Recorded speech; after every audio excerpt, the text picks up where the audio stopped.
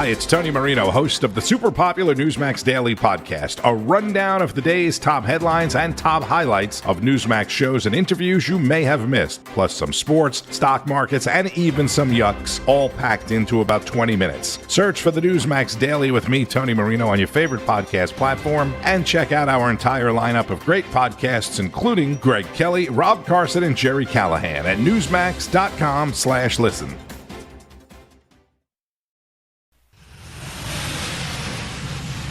Now. You are about to hear the most interesting, informative, thought-provoking, and funny show in America. On air and on the World Wide Web. This is the Rob Carson Show. This is the Rob Carson Show. It is already hump day. As I'm just looking through my Facebook to all of the people who are having birthdays that I don't know, that I'm just, happy birthday, sending the instant response to you. Happy birthday. Look at all these birthdays.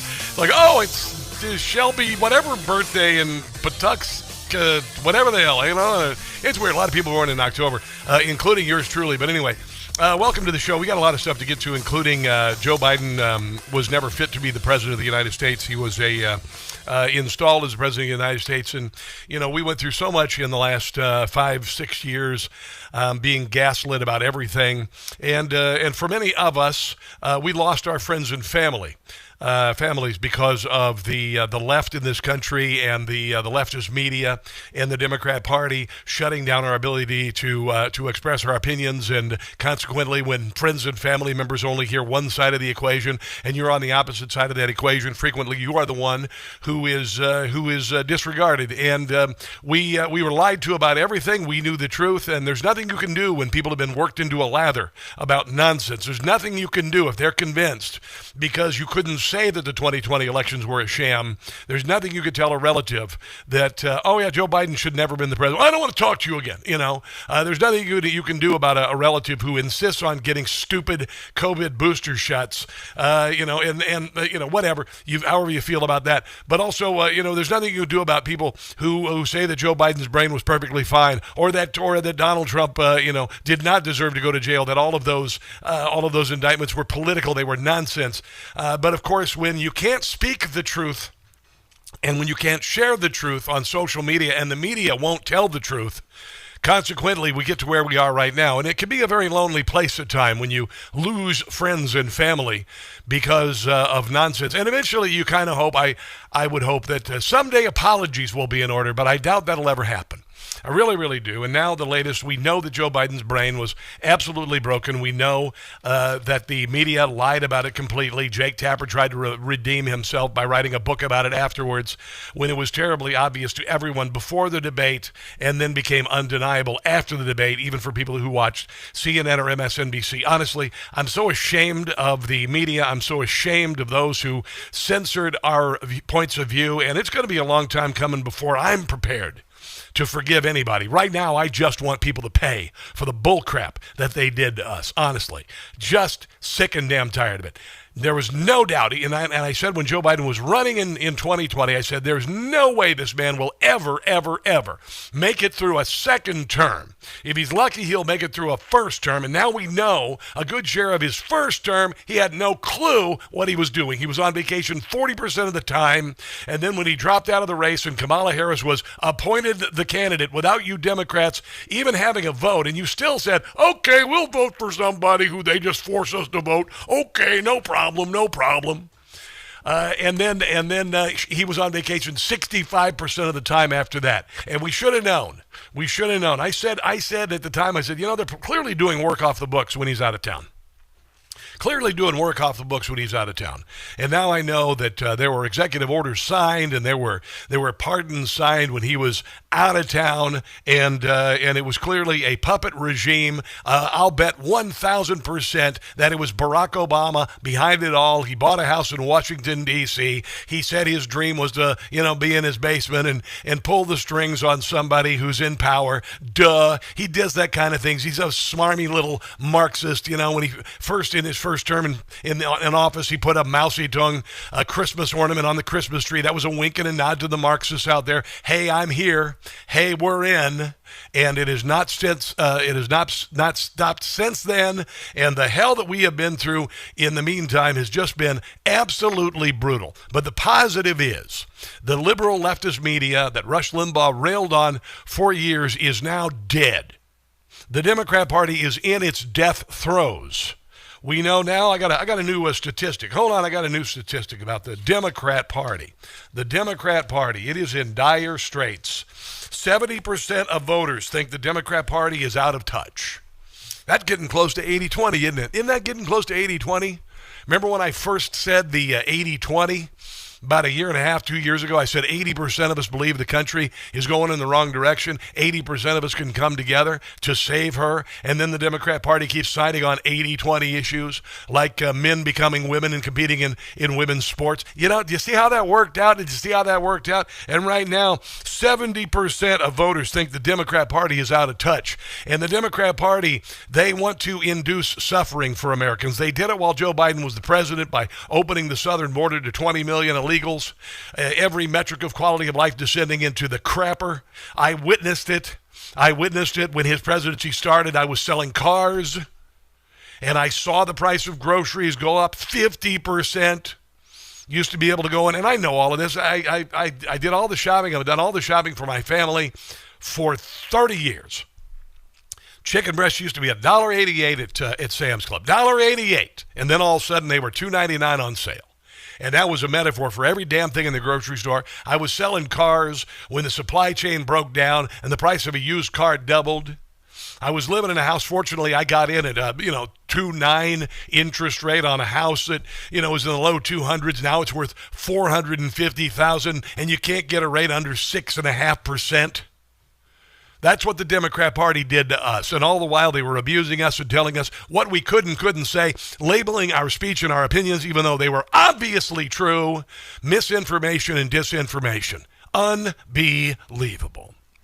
That said, I want to do some good news now. How's that sound? Then we'll get to Joe Biden's rotten brain and all the lies that they told us about that. Okay? We love to win. Winning, so much winning. It's lots of winning, lots of winning, lots of winning, lots of winning, lots of winning, lots of winning. It's oh so good. Yeah, here's Donald Trump. He was over in Asia and Japan. He was hanging out with the new Japanese prime minister. She's pretty kick butt, and she brought gifts, by the way. Did you hear about this? I don't know if you knew this, but years and years ago, all these there's this big reservoir by the Jefferson Memorial, and they got all these lovely cherry trees around them, and cherry trees eventually die, right? And they were given to us by Japan. I believe it was back when FDR was the president. I could be wrong, but Japan decided to replace some of them trees. We will extend a gift of 250 cherry trees to Washington, D.C. Wow, cool. In addition, I understand that fireworks from Japan, from Akita Prefecture, will be shown in Washington, D.C. on July 4th Well, we're next going to see year. some Japanese fireworks. Holy crud, that's fantastic, man. Maybe you could send us some of those crazy Japanese snacks. My daughter, I always get her these Japanese snack packages from Cost Plus World Market because they eat some crazy crap over there. They got like shrimp-flavored jelly beans. It's bizarre. The Japanese, their food is a little weird. I love the sushi and everything, but man, their snacks are weird. Try it. Trust me, they are beyond strange. Anyway, here is Donald Trump talking about how when the United States survives, the world survives, and we're seeing this because everywhere he goes, he signs some sort of new agreement for minerals and trade. He's bringing $20 trillion of manufacturing back to the United States of America. My God, Toyota's going to build $13 billion, bring $13 billion worth of manufacturing here in the United States. Already they're building cars. They've been building cars in Texas. The Tundra is built in Texas, and then they got them in Ohio and all of that. $13 billion of Toyotas being built in the United States. Here's Donald Trump talking about that. When America thrives, our partners thrive, and our alliances thrive with all of the countries, the Indo-Pacific. Isn't that amazing when Superman comes back after 4 years off and President Pudding for Brains is gone? Thrives, and that's good for all of us, and the entire world becomes safer and wealthy and greater than ever before. He signed 7 peace deals, too. That's another thing. Get along with a lot of countries. We solved a lot of wars and a lot of problems, and that's all good for all of us. Yeah. Extraordinary American turnaround that I've just described has been... Yeah, and it's sweeping around the world, too. It's sweeping around the world. And I believe I told you that it would happen when Donald Trump became the president. I said that freedom and now faith spreading worldwide because of the influence of this man, because he's so damn good at what he does. Here's Charles Payne talking about Trump's kick-butt visit to Japan. Triple-A master. It's just been such a masterful deal leading into the meeting with Xi. I mean, think about this. Jesse, rare earth stocks in America are down. You know why? Because China blinked. They're relenting. Why? What? Because President Trump triangulated. He went to Southeast Asia, and he cut deals all along the way. He did. He's good at that. Mineral deals, processing deals. Yeah. Oh, and the money from Japan. He's bringing back a gold golf ball and $500 billion. $500 billion. We're going to build nuclear power plants with that. We're going to build auto plants with that. Whoa. This is mind-boggling. In the meantime, the Dems are going to let people starve. Yeah, Joe Biden, when he went to Japan, I think he crapped his pants. We're going to let 40 million people get off food stamps. For what? This is another crazy self-inflicted wound. President Trump is putting on did you see that picture of him and Takachi walking down the staircase together, arm in arm? Cool, yeah. The respect that he's getting around the world. Yeah, he's getting respect. Joe Biden barely got a handshake. Nobody showed up at the airport. You know why? Because he has pudding for brains. Pudding for brains. I believe in Japan they have shrimp-flavored pudding over there. But anyway, here is KT McFarland last night on Fox. She's I'm a big fan of her. She's on the show frequently. And she echoes the same thing I've been saying about Donald Trump and what he's spreading around the world. And if you look at Trump's bigger foreign policy around the world, what's he done? He's found key leaders in each region, whether it's Malaya in Argentina, whether it's Mohammed bin Salman in Saudi Arabia, Giorgia Meloni in Italy and Europe, and now the Japanese prime minister. And with all of these leaders, they're all like-minded, and they're all popular, and they're tough, and they're all very successful. He's forging kind of a new world relationship of the United States foreign policy. And all the Democrats can do is now take food stamps away from people, and government workers won't get paid. And they have the power to do it. Donald Trump doesn't have to be here. It can be done. They are the ones doing it. They know what they're doing. They know the suffering that they are causing by this. And I've got details on that coming up. One more thing from Harry Hinton.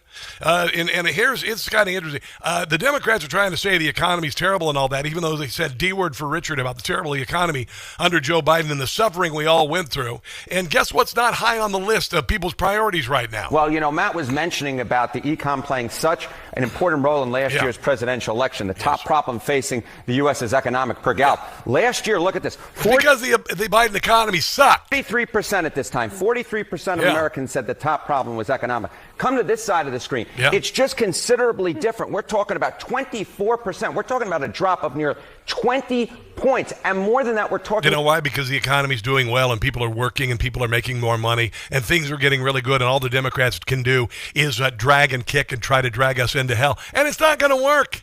It's not going to work. Let's take a break and come back. This, my friends, is a Wednesday edition of The Rob Carson Show.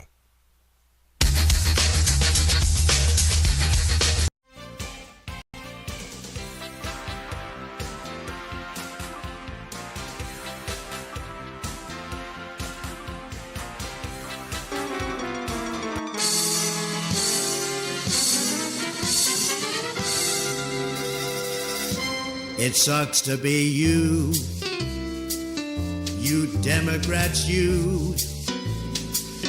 Inflation is down, Schumer's a clown, he'll get his due. No Kings was a flop, but you will not stop. I'll bring the world peace, more wars I will cease, we'll come out on top. Drug boats we took out, we ended all doubt. The border is closed, Letitia is hosed, while Democrats pout. The new ballroom will be complete, while Democrats will suffer defeat. It sucks to be you, miserable you. It sucks to be you. Now a new NBC News poll shows the Democratic Party has reached an all-time low in popularity. Why and all you want about the National Guard and Antifa pals, we will bombard. It sucks to be you. You know that it's true. It sucks to be you.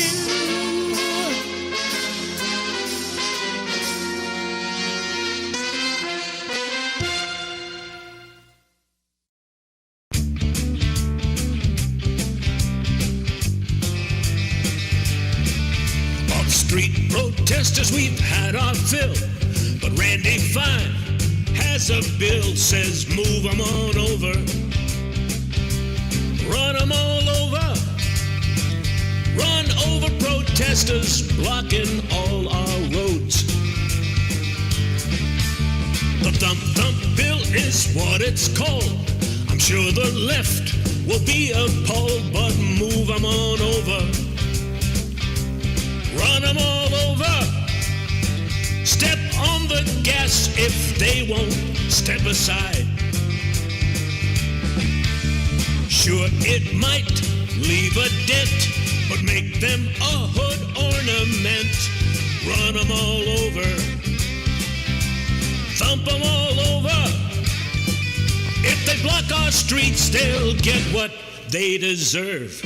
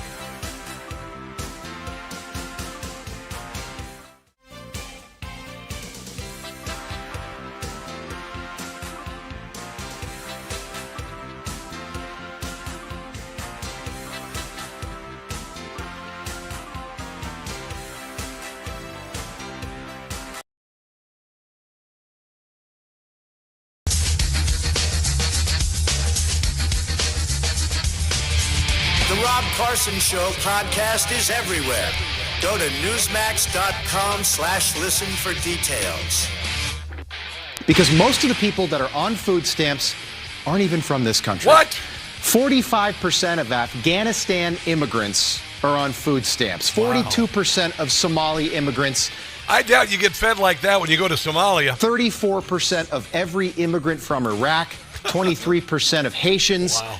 59% of all illegal aliens are collecting food stamps, meaning that most of the people getting food stamps from the U.S. government and the U.S. taxpayer are not even Americans. Wow, that's weird. Think about that. Oh, nice.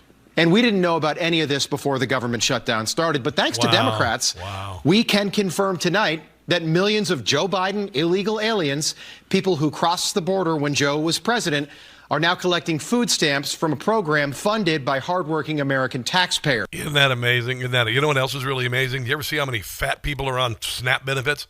You know, all the people who are talking about getting their... And listen, listen.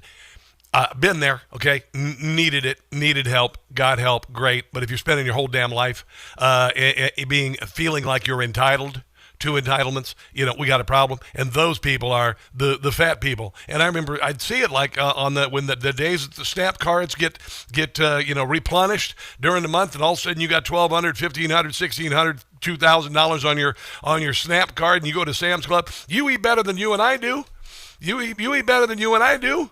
You just trust me. If you go, I think it's like right at the beginning of the month, maybe the first of the month or whatever, and you go to Sam's Club or Costco, and you'll see people with two carts, and they'll be filling that cart above, the top of the cart, barely balancing, like the Grinch when he had all the presents on top of the mountain there. Before, I know it's a Christmas reference, a little early, but it kind of looked like that, the Grinch's sleigh, before he took the presents back into town.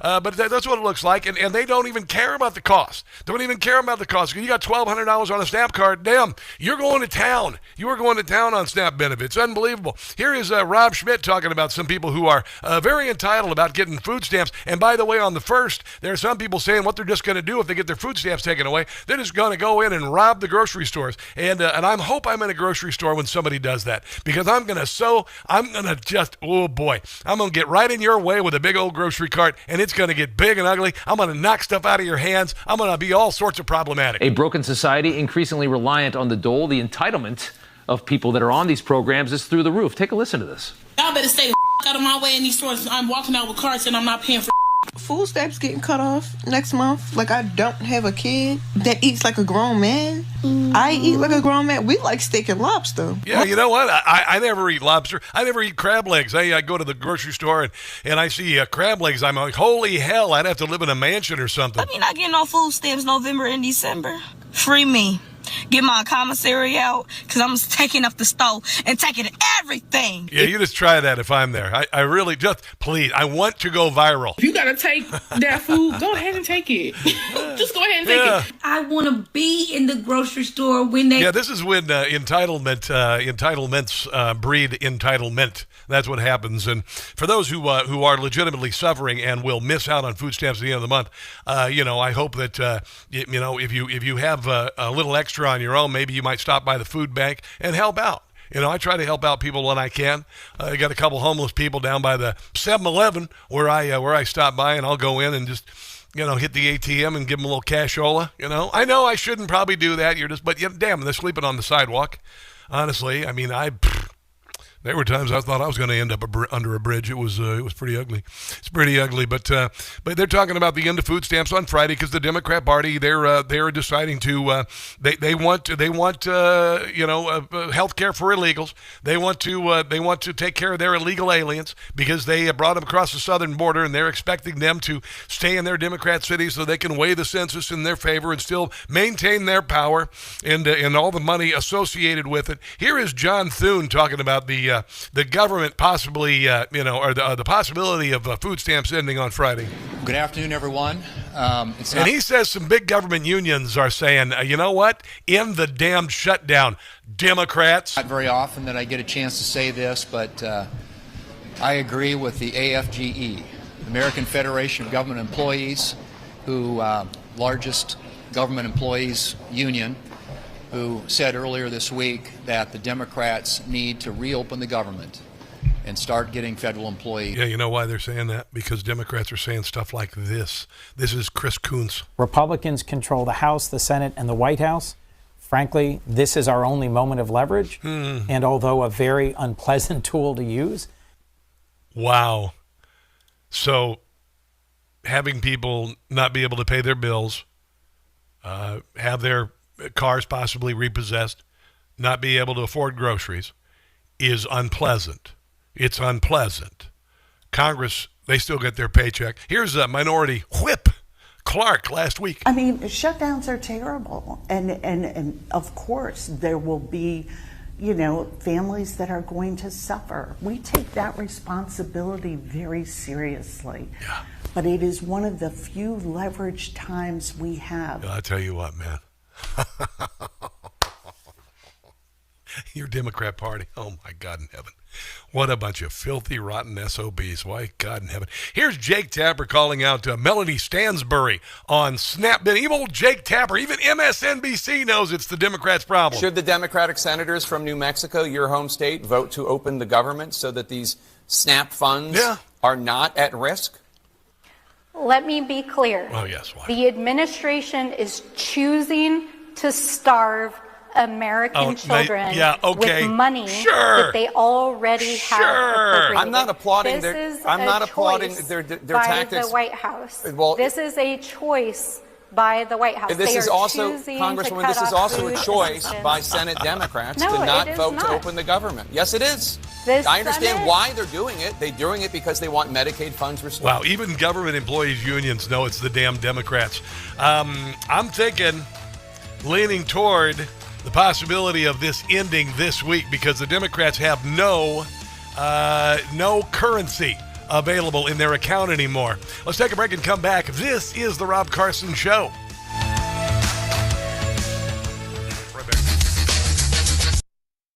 Hey guys, it's Carson for Get Fresh Olive Oil. I eat olive oil every day. I got rid of seed oils years ago. Life is too short to not have wonderful fresh olive oil, and I mean fresh. Olive oil packs the most flavor and healthy ingredients when it's fresh from the farm. And that's the problem with supermarket olive oils. They're not fresh. They can sit on the shelf for months growing stale. That's why I get my olive oil from small, award-winning farms, thanks to a fellow named T.J. Robinson, also known as the Olive Oil Hunter. When I tasted TJ Farms' fresh olive oils, I fell in love with their vibrant, grassy flavors. They're incredibly delicious on salad, veggies, pasta, meat, fish, you name it. And as an introduction to his Fresh Pressed Olive Oil Club, TJ is willing to send you a full-size $39 bottle of one of the world's finest artisanal olive oils, fresh from the new harvest, for just $1 to help him cover shipping. There's no commitment to buy anything now or later. Get your free $39 bottle for just $1 and taste the difference freshness makes. Go to GetFreshRobCarson.com. That's GetFreshRobCarson.com for a free bottle and pay just $1 shipping. GetFreshRobCarson.com.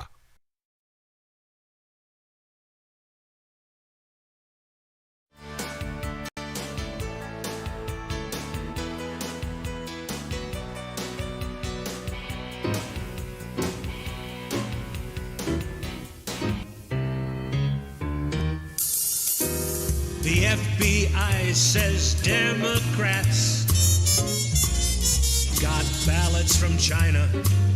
The CCP are dirty rats, sending ballots from China. Fake driver's licenses the Chinese supply to cheat in 2020 can't be denied. Cash Patel produced the proof. China helped steal it. He's about to raise the roof. I can't just feel it. Democrats, they are nervous, and they ought to be. If you got ballots from China, should not go free.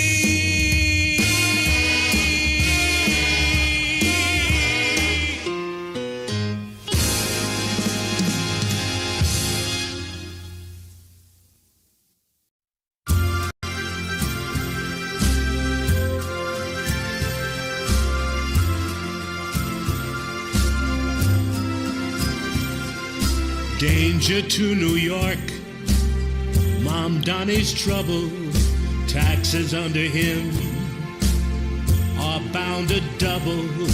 He'll destroy New York before his term is through. Private ownership, he wants to end it, every cent you earn. He wants to spend it. Government-run stores is something he'll pursue. Danger to New York. That is Mamdani. He's a danger to New York. And from the moment that they put this clown in charge, the damage will be large. You can kiss New York away if he wins on election day. Hope folks will wake up, make a deduction. Voting for Zohran will cause destruction. He is such a dark. This danger to New York.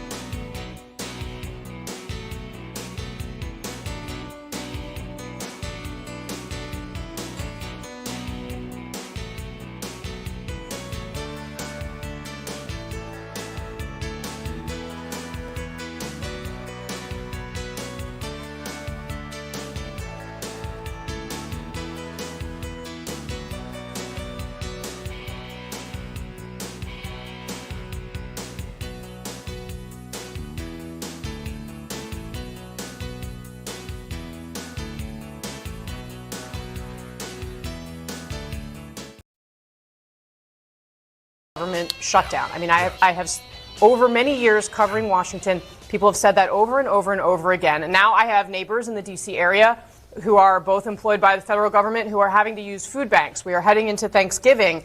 Why is it suddenly right to do it this way and to do it for this long when it didn't used to be the right way in Democrats' view? Well, that's an easy answer. It's Donald Trump. That is Ruben Gallego. They're just being D-words for Richard because Donald Trump won the election. Yeah. That's your Democrat Party. Oh, man. You want to talk about just a suck fest. That's what the Democrat Party is. Democrats face moment of truth as coalition phrase. The American Federation of Government Employees for Congress they asked to pass a clean stopgap funding bill. They know it's not Donald Trump's fault. They know that Democrats are doing this. The government unions that vote 98% Democrat are recognize this. The Democrat Party is in the crapper right now. And they're spiraling into the pits of hell. That's it. Here is John Kennedy talking about Chuck Schumer's approval. In the American people's opinion, Senator Schumer he's a wet match in a dark cave. He polls right up there with clubbing baby seals. He's got a 30% approval rating, a 60% disapproval rating, and 10% of folks polled just didn't want to pause their video games to answer. It's not working. The American people may not read Aristotle every day, but they get it. This is not a policy shutdown. This is a political shutdown. Yeah, it's a different animal. And I keep waiting for my Democratic colleagues to come to their senses. And the Democrat Party doesn't give a flying crap about you. I told you this. It's been going on forever. My God, that's why they opened the southern border. They don't give a crap about you. You guys living in inner cities? I've been talking about this, the Democrat Party in inner city America. They promise the sun, the moon, and the stars, and then the day after the election, after they get your vote, they leave money on the dresser and get up and leave. Well, they don't leave money on the dresser anymore. They're leaving it for an illegal, living in a hotel that you can't afford to live in, and they're staying there for free, and they get free SNAP benefits, and they get free child care, and they get free diapers. Dear God, you know how expensive diapers are and formula are? That's your Democrat Party, and they are falling apart. They are falling apart. I said that the Democrat Party would have to either reinvent itself or fade into the dustbin of history, and they're sweeping their own asses into the dustbin of history. They're doing it. I love it. I love it. But you know what I really hate is they don't give a crap if you suffer in the meantime. That's the thing that sucks the most. Here's a government employee calling C-SPAN. I am a Pennsylvania Democrat, and I would like to tell my party and those that the American people voted for to be sitting in those chairs that they need to vote yes. This, and I don't know if everybody gets their news from, social media, but I have watched for the past couple of days the YouTube and the people that are receiving the benefits stating what their plans are. And I don't want to be in the grocery store when this goes down. I have a problem with my... Somebody tries to leave my grocery store. If I'm in there with a cart full of stuff they steal, I'm going to block them. Yeah, I'm going to make a mess. Hey, I might just take my cart, just roll it in there, knock their cart down, grab their bag. I'll do whatever. It's not going to happen. That sort of crap, that crap ended when Donald Trump, or when Joe Biden was the president, and he allowed it to happen. That crap ends. But I will go to a food bank. I will donate if somebody needs it. Hell yeah, because I understand what it's like to be without. Trust me, I really do. I want to go to let me see, George in California. Welcome to the show. What's on your mind today? Hi, Rob. First off, before any undocumented immigrants, veterans first. So all veterans get help first, and all undocumented immediately go to the back of the line. Yeah. Also, this whole thing about starving Americans, well, what do you think the Democrats have been doing all along with all these programs? They've been starving Americans in favor for people who are sneaking into the country. Yeah, I know. Your Democrat Party is just so beyond corrupt. They can't win elections anymore, so they've got to buy election. They've got to steal elections. They've got to bring illegals in. They've got to have people vote from outside the country. I mean, it could go on and on. But their house of cards is coming down finally, George. It is coming down finally because they don't have media dominance anymore, and they don't have a department, all the departments of governments weaponized against the American people, telling us that our opinions are disinformation. So the truth is out there. Everybody understands that the Democrat Party is a rotten to the core, filthy, rotten, corrupt, stinking party, and that's why 70% of voters think they're out of touch. George, I appreciate your call. Appreciate your call. Here's Victor Davis Hanson, because right now all the Democrats do, all they're doing is they're just countering Donald Trump. They don't care how many people suffer. They don't care how many people lose their cars. They don't care how many people go without a paycheck. Listen, I know what it's like. I've been living paycheck to paycheck my whole freaking adult life. I know what it's like. It's very hard. It's very hard to have enough to pay all the bills. It's very hard. When I lived in Maryland, I was house poor for 12 years. House poor for 12 years. Never able to put anything aside because taxes, prices, et cetera, et cetera, et cetera. Government messing with houses, the housing crisis, the subprime mortgage, which screwed me over, got me locked into a home loan for 6 3/4%. I was going to refi it, but the subprime mortgage crisis happened. The value of my house dropped in half, so I had no equity at all. And that was the government being involved in my life. So I know what it's like. It's terrible. It's freaking terrible. I had to ask a charity, when I lived in Kansas City, I had to ask a charity that I did fundraisers for to pay my rent one month because I didn't have enough to do it. I was ashamed because I'm the guy who raises money for the homeless shelter. I'm not the guy who asks them for money so I don't end up homeless. But I know what it's like, and the Democrat Party doesn't give a rat's behind if that is you. I guess the answer is, what else can they do? I mean, most of the major foreign policy issues, Trump has almost solved. There's no Iranian threat, nuclear threat. There's a ceasefire in the Middle East. He's addressing the Ukrainian problem. Eric mentioned all this foreign investment. We've got the stock market at record levels, good GDP, good inflation news. Unemployment. And the Democrat Party will see you starved and homeless if it means they can impact Donald Trump's success. But guess what? It's not going to work because it's the best presidency the best presidency we've seen in our lifetimes. And could be the greatest president in the history of the country. It's not too bad.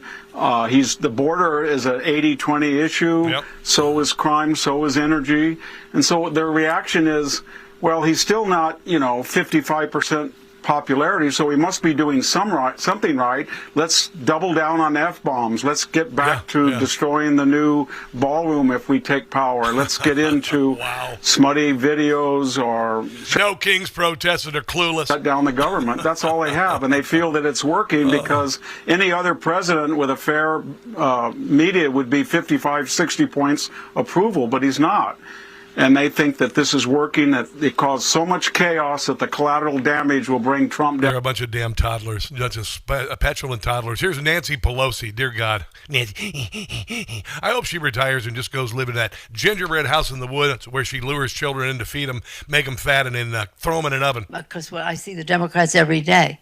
She's talking about the No Kings protest. She says despite dozens and dozens of communist organizations and tens of millions of dollars organizing the No Kings, that it was organic. You saw a march that was not political. Oh my God.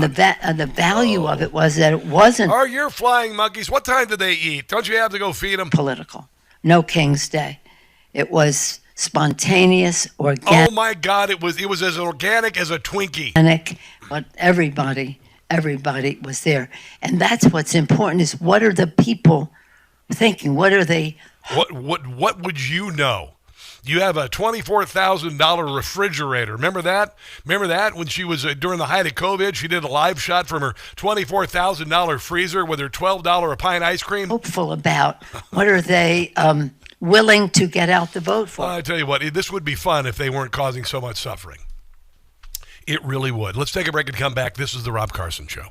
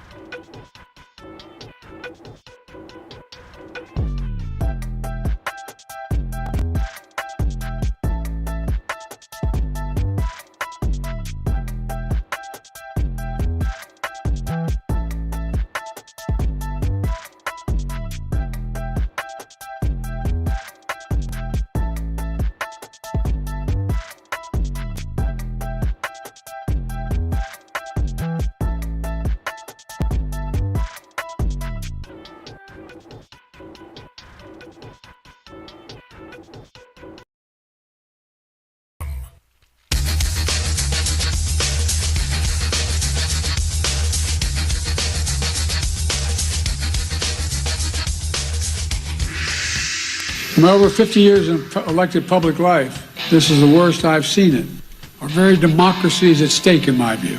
The border is secure. Taxes have been cut. Men aren't in women's sports. There's peace in the Middle East. The agreement, the hostages are free. Iran doesn't have a nuclear weapon, and he's complaining. I mean, what we've seen in 9 months of President Trump's phenomenal. And all kinds of other things happening that are just positive. Not to mention what President Trump accomplished in his first term, putting the embassy in Jerusalem, putting 3 conservatives on the highest court. On and on we could go. And Joe Biden, the guy who told the country he's at 8 handicap, is critiquing that. You got to be kidding me. Yeah, and the Democrats have got nothing. They got nothing at all but negative, and their weapon is to make people suffer, hoping that it will impact Donald Trump, hoping that it will happen. They're saying that he only cares about building a ballroom, which they've been asking for decades. He got it paid for, free and clear, and all of that. They got a clean CR. All they got to do is just sign it. Then they can figure out all the other stuff. But the Democrats want to inflict some sort of pain on the American people and just pray that it impacts Donald Trump. And it's not working because he's winning, you see. Jim Gossett. It sucks to be you. You Democrats, you. Inflation is down. Schumer's a clown. He'll get his due. Yeah, he is. No Kings was a flop. But you will not stop.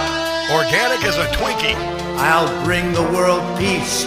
More wars I will cease. We'll come out on top. Drug boats we took out. Oh, yeah, 14 of them now. We ended all doubt. Kicking booty. The border is closed. Letitia is hosed while Democrats pout. The new ballroom will be complete. I know, I can't wait. While Democrats will suffer defeat. It sucks to be you, miserable you. It sucks to be you. Now a new NBC News poll shows the Democratic Party has reached an all-time low in popularity. Why and all you want about the National Guard and Antifa pals, we will bombard. It sucks to be you. You know that it's true.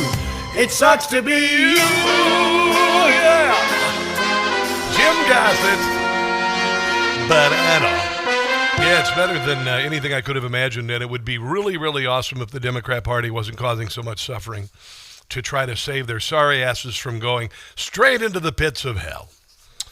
By owning gold and silver, it's more critical than ever. Listen to this. Gold has already accelerated its role as a safe haven, breaking through previous ceilings and accelerating toward new heights. Financial freedom is under threat, and traditional paper-based assets may offer little protection. According to seasoned experts, gold and silver remain the only reliable instruments to preserve wealth, liquidity, and autonomy in an increasingly digitizedly controlled financial system. Yeah, it's true. It's true. Isn't that kind of amazing that old analog gold is so much better than the digital stuff? And it's going up in value dramatically. The price of silver going through the ceiling. The price of gold up 60%. Well, Birch Gold wants you to have both. Yeah, due to overwhelming demand for their three silver from Birch Gold, they've extended the current promotion through Veterans Day. You get this beautiful 1-ounce silver round, which happens to be surging in price, as I mentioned. It is features the Gadsden and American flags. If you're streaming, you can see it. It's a really pretty coin, and it's heavy. And it's cool. You didn't think an ounce weighed this much, but dang, that's heavy. And that comes in a little pouch here and all that. Every $5,000 purchase for Birch Gold, you get this wonderful free 1-ounce patriotic silver round that commemorates the Gadsden and American flags. Again, gold is going through the ceiling, guys. Before it's unaffordable for you, I would get in touch with Birch Gold. Text my name, Rob, to 989898. Rob to 989898. Claim your free eligibility for silver and convert it to gold. And by the way, if you're a current or former military member, Birch Gold will waive custodial fees for the first year on investments of any amount. Kaboom! How's that sound? Sounds pretty amazing. So text my name, Rob, to Birch Gold. Yeah, 70% of voters think the Democrat Party is out of touch. In 2013, 51% viewed the Democrat Party as out of touch. The number surged to 70% this year because they're awful people. They are awful, awful people. They're on the wrong side of everything. They believe insane crap like boys can become girls and compete in girls' sports.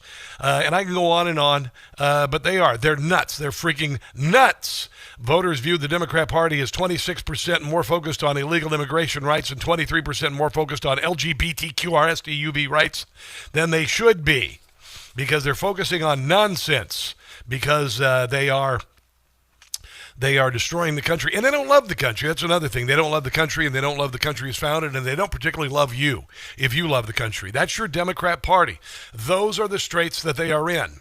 And hopefully this government shutdown that they are imposing, the weight of the truth that they're causing it, and they're causing the suffering, will cause them to vote in favor of the continuing resolution to stop all of this before the food stamps get cut off on Friday and more suffering happens. I wouldn't hold my breath. The Democrat Party is awful and they don't care about you, but hopefully they will see that they're doomed. They're spelling their own doom. Let's take a break and come back, shall we? This is the Rob Carson Show.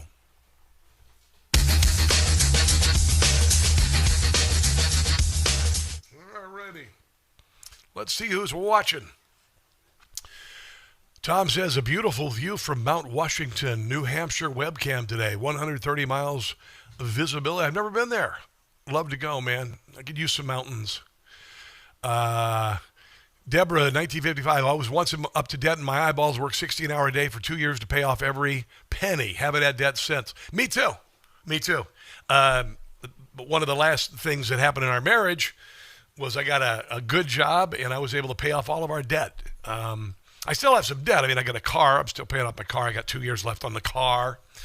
We got the house we're going to be selling in the spring, but no debt. It is really wild to not send off a bunch of money every month to credit cards. I got one credit card. I pay it off every month. It's kind of crazy. My mom used to tell me that. She used to say, you need to pay off that credit card every month. And now here I am. I'm doing it. Hello to everybody over on the YouTube. Mickey Hastings, Paul Grassi, good to see you. Amared,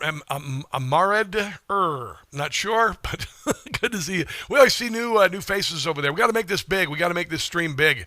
We're creating our own little network on Facebook with Pranye, Yuprachat, and Jellyfish Hunter, and all you guys. Creating our own network. This is the only break that I have that I can talk to you guys.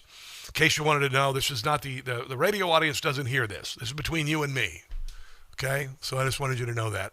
And I wanted you to know that I appreciate you. And I can't, sometimes I got a computer here and a computer here and a computer here, and I can't chime in on the chat. So I want you to know that I do see your chats and I do watch your conversations. I just don't have the chance to always chime in. So please, I apologize that I can't actively be involved in the chats, in each one of the chats. But right now, literally, I have to watch 5 chats, and you guys are way out in front of me. So I just want you to know I love what you guys are doing, and I'm glad you're here. I really am. It means a lot. We're at 3.5 here. Okay.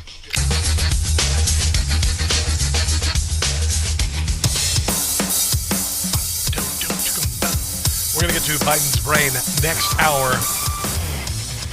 But everything you knew was right. His brain was not working. He was not capable of being the president. They wanted to have him win. And I told you when Biden was running last year before he pulled out of the race, I said they will push his corpse over the finish line and lie that he's still alive.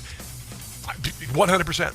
100% I believe they would have done that. It would have been a weekend at Bernie's. They would have figured it out. They would have figured out a way to make it look like he was still alive, to push him across the finish line. But that debate happened, and they had to pull him out and put in Kamala, who was a joke. And she'll never be the president because she'd never get past a primary. I mean, honestly, she's so terrible. And they spent like $1.5 billion on her terrible campaign trying to sell you a crap sandwich. And you're like, I don't think I want a crap sandwich.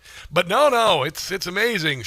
This is the best crap sandwich. Look at the chips over here in the drink. We'll throw in a chips and drink over here. No, I don't want the crap sandwich. I would rather have a nice, good sandwich, that you tried to put in jail and take off the ballot and murder. Yeah, I'll have that sandwich. Thank you very much. New party voter registration since the 2024 election. Here we go. November, Republicans up 374,000.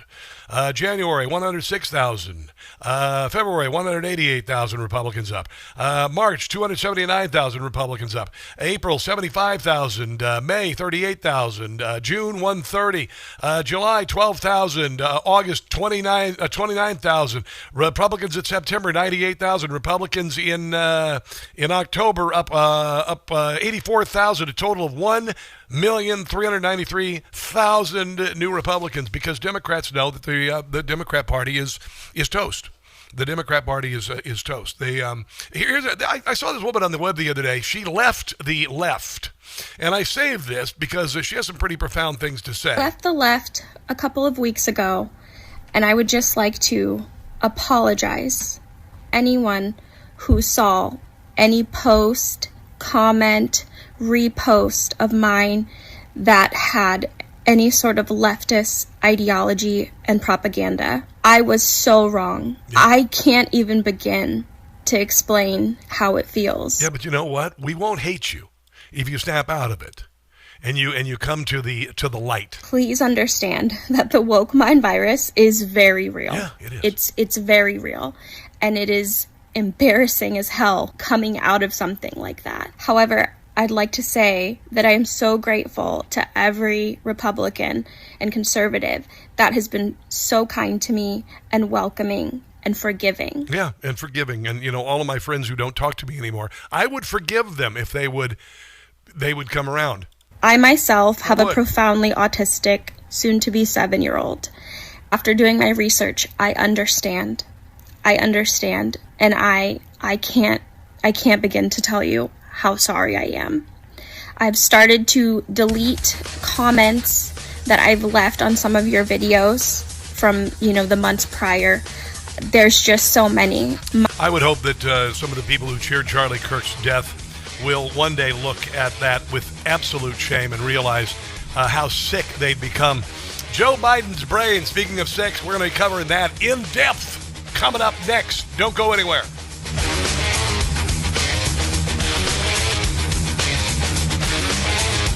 This is the right choice for Maryland. Radio 680. No blind rhetoric. No talking down to me. Don't tell me how to think. Don't tell me how to think. Don't tell me how to think. I trust Newsmax. Newsmax. They don't tell me how to think. They let me decide. Real news for real people.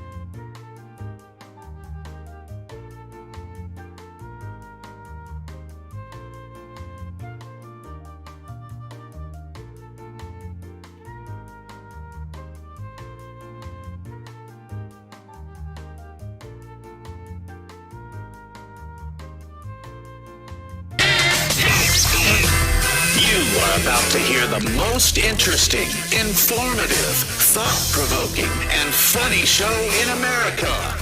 On air and on the World Wide Web. This is the Rob Carson Show. Oversight Chairman James Comer released a blockbuster report now on the Biden AutoPen presidency. And this report includes 47 hours worth of transcripts and testimony revealing that every executive action signed by the AutoPen without written authorization from President Biden should be voided. Yay. This is an unprecedented situation in American politics and government. The actions of President Biden simply were not all his own actions. And there are major implications to that, including all the pardons that he signed. There you go. And you knew it, and I knew it, and everybody knew it, and the media knew it, and they lied about it. The emperor was naked. Everybody knew this. We knew it when he was running in 2020. I knew that he wasn't going to make it a second term, and I also told you that they would push his corpse over the finish line for a second term, even though they knew he was not going to be able to do a second term. They already knew his brain was gone, but they got so much accomplished with the AutoPen, so much accomplished while he was on vacation or putting a lid on things at 9 in the morning and letting Jill Biden run cabinet meetings. Yeah. What an indignity you served up to us. And we couldn't say anything about it because you called our speech disinformation and misinformation. This is why you're dead, Democrat Party. This is why you're dead. The House Committee on Oversight and Government Reform released a staff report called the Biden AutoPen Presidency Decline, Delusion, Deception. Biden's condition deteriorated. His aides exercised presidential authority and facilitated executive actions without his direct authorization, including misusing the AutoPen and failing to properly document decision-making processes. This is why the southern border opened up. This is why that insanity happened. It would make no sense at all to stuff a Trojan horse with illegals unvetted for disease or criminal activity across the southern border unless somebody who wanted to destroy the country was able to do it. Chairman James Comer sent a letter to the U.S. Attorney Pam Bondi requesting the U.S. Department of Justice conduct a comprehensive review of all executive actions.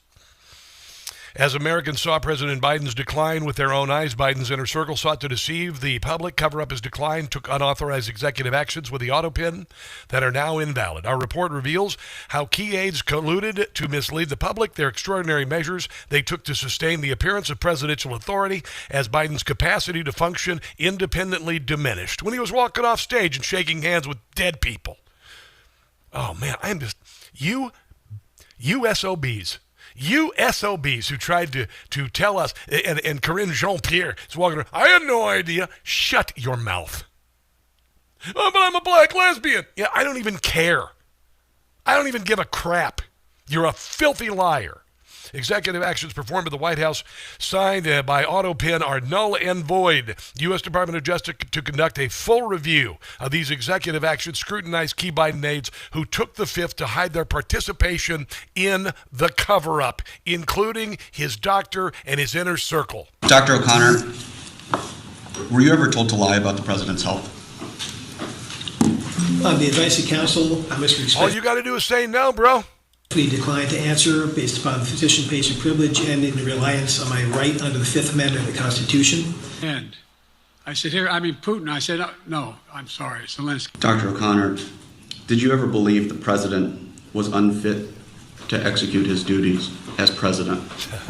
On the advice of counsel, I must respect. All you got to do is say no, bro. We declined to answer based on the physician-patient privilege and in reliance on my right under the Fifth Amendment of the Constitution. Mr. Bernal, did any unelected official or family member of President Joe Biden execute the duties of the presidency? On the advice of counsel, I respectfully decline to answer the question pursuant to my Fifth Amendment rights under the Constitution. Ms. Tomasini, did Joe Biden, a member of his family, or anyone at the White House ever instruct you to lie regarding his health at any time, including but not limited to in your testimony to Congress today? On the advice of counsel, I respectfully decline to answer the question pursuant to my Fifth Amendment rights under the Constitution. This is a major scandal. Robert Hur investigated Joe Biden taking tens of thousands of classified top-secret documents and keeping them in his garage and other locations, and he said that he wouldn't bring charges because no jury would look at Joe Biden and not see a pathetic old man with a bad memory. In other words, he's incompetent to stand trial. Biden's doctor refused to perform a cognitive exam on the president. Civil war broke out amongst ex-Joe Biden Democrat staffers after he performed woefully at the 2024 presidential debate against Trump. Congressional report on Tuesday lays bare the top Biden aides wanted the octogenarian to cling to power and steamroll ahead with his flagging presidential run, in which loyalists expressed concern over the Democrats' condition and thought he should hang it up. Biden's chief of staff, Jeff Zients, told the committee that he and a cohort and the aides, including former National Security Advisor Jake Sullivan, Secretary of State Anthony Blinken, Commerce Secretary Gina Raimondo, and Veterans Affairs Secretary Dennis McCullough had all expressed concerns over Biden staying in the race after his poor debate performance because it was obvious, and they would look like fools if they stayed behind him. They were trying to cover their own butts. They knew that it was a problem before, but it just became so obvious it couldn't be denied anymore. They couldn't lie about it. The lies became worthless.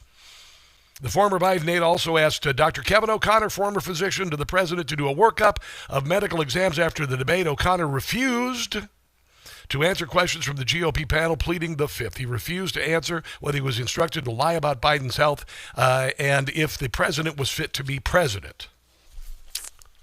Here's Mike Johnson about how unprecedented this is in our history. We had the 25th Amendment. Should have been used. Kamala Harris should have led that. But, of course, she dropped the ball like she did being the border czar. Nothing this incredible and insane has happened before. This was not something that the forefathers anticipated. It's unprecedented. There is no legal precedent because no previous president had an AutoPen or had the audacity to have people signing things on their behalf when they didn't even know what was in it. Yeah, it's unbelievable. It is unbelievable, and the people who carried his water, including the liberal media, this is why you're all dead. By the way, CBS began laying off people today. I'm not sure if Gayle King is going to be laid off, but if that's the case, then they're going to have a No King's Day. I just made that up. This report is based on 14 depositions, transcribed interviews with key Biden aides. Some of the key findings: the Biden decline and cover-up. The Oversight Committee found substantial evidence that President Joe Biden experienced significant mental and physical decline during his presidency, while senior White House officials actively sought to conceal his deterioration.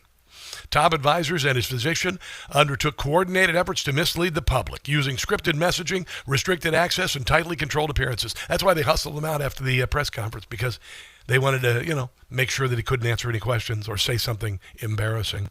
Key advisors, including senior strategist Michael Donnellan, stood to gain financially. If Biden would have won the presidential election, he would have gotten $4 million bonus. Did you know that? He admitted that yesterday. Yeah, he admitted it. And stood to gain financially and politically from maintaining President Biden's candidacy and suppressing evidence of his decline. They were going to put a man in office again who had no ability to be the president of the United States.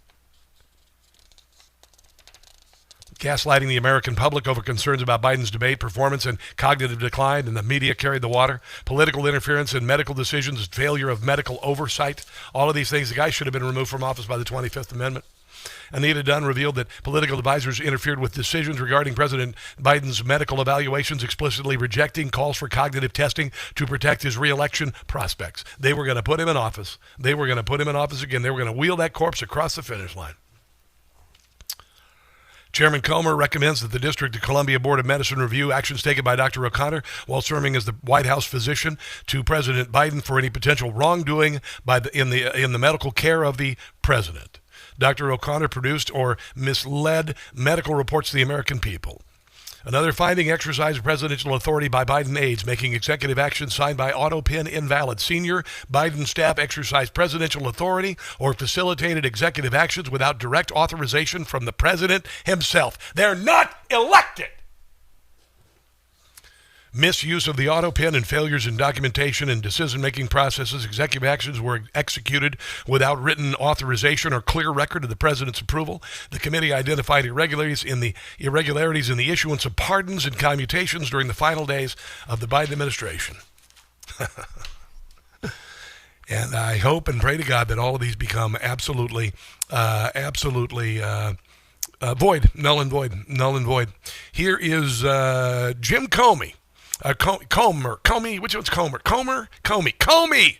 Yes, the Republican. Yes, and I think that the DOJ needs to take this and run. John, we've handed this to Pam Bondi on a silver platter.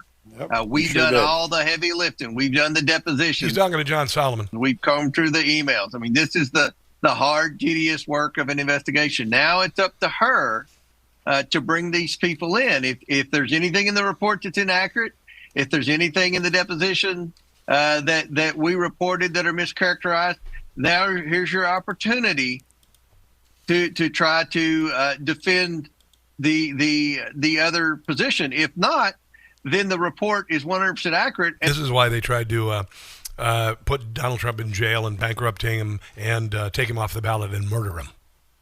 This is why. One of the many reasons why these filthy, rotten, corrupt SOBs, my God in heaven.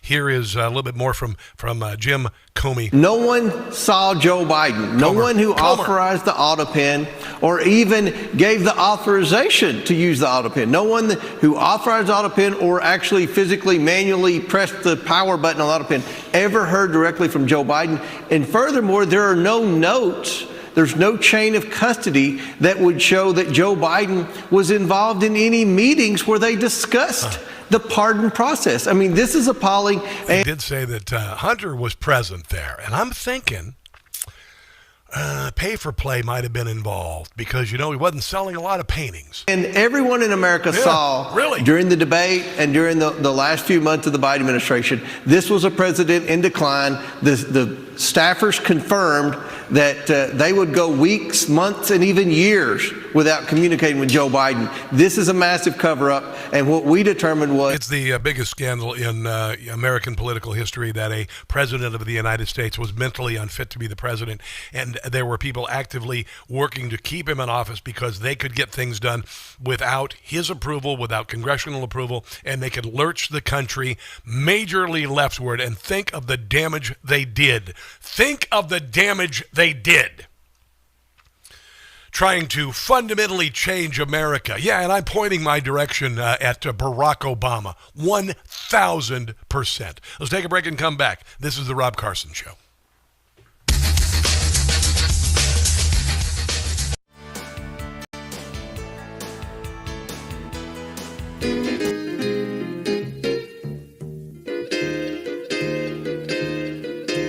The town of Portland I said in the guard, Antifa, they are gonna get you hard. The Democrat mayor's getting in my way. Go ahead, punks, and make my day. F around and find out. F around and find out. Schumer's gonna find out. I mean business and I'll get my way. Pencil neck and Chris Ray, for your crimes you will pay. You have both been found out. Hope you get a lengthy prison stay. Listen up, Hamas, I am warning you. Break the ceasefire and you'll be through. Democrats, hang your head in shame. For the shutdown, you're gonna get the blame. F around and find out. Mess around and find out. F around and find out. In the end, I'm gonna win the day. Find out.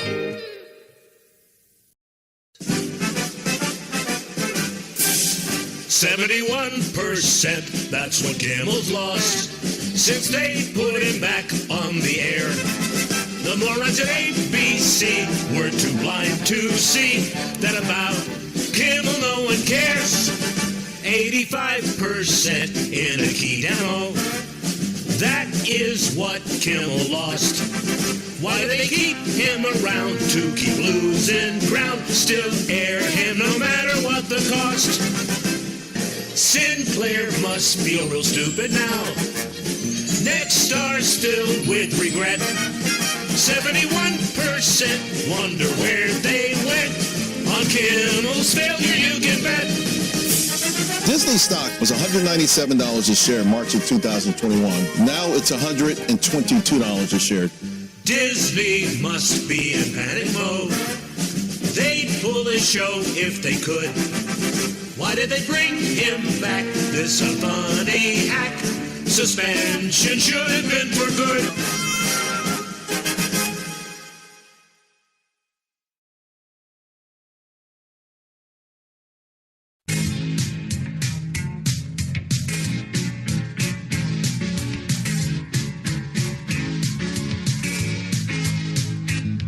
Letitia James is gonna be in trouble.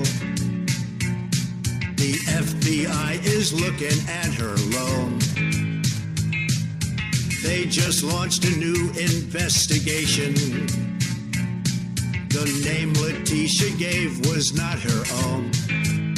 I hope they nail her, jail her, send her to the slammer. She should be fired, retired for all the laws she broke. Letitia James is through, you know it's true. I'll be excited when she's indicted. Letitia's gonna get handcuffed and I think I like it. I'll be delighted when she's indicted. I know that she's guilty. Letitia's going down. She'll be run out of town.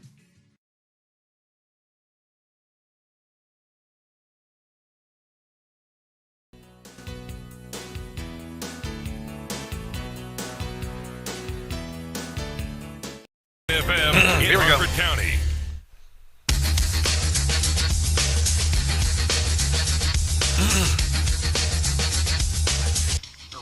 Here we go. Relentlessly slowing the spread of the stupid every day. It's the Rob Carson Show. Start your tape right now, because I'm about to tell you the truth. And F you if you can't handle the truth. This version of Biden is the best Biden ever. She knows so long as she was 9. In fact, I think he's better than he's ever been. President Biden has a photographic memory. His understanding and mastery of a complicated geopolitical situation, remarkable. He is sharp, intensely probing, and detail-oriented and focused. Jackie, are you here? Where's Jackie? I didn't think she was going to be here. I was sitting, 2 feet from him across the table, and he was, intense. I tell you what, I can't imagine being so profoundly wrong and being embarrassed so badly that you would want to show your face on television again. Joe Scarborough should be embarrassed to show his face on television again. Honestly, he has no shame at all. Everybody on MSNBC, none of them have shame. They're awful people. Michael Steele has no shame. I met him meeting Rush Limbaugh. I'm embarrassed that he even shook Rush Limbaugh's hand years and years ago. Honestly, what an absolute embarrassment.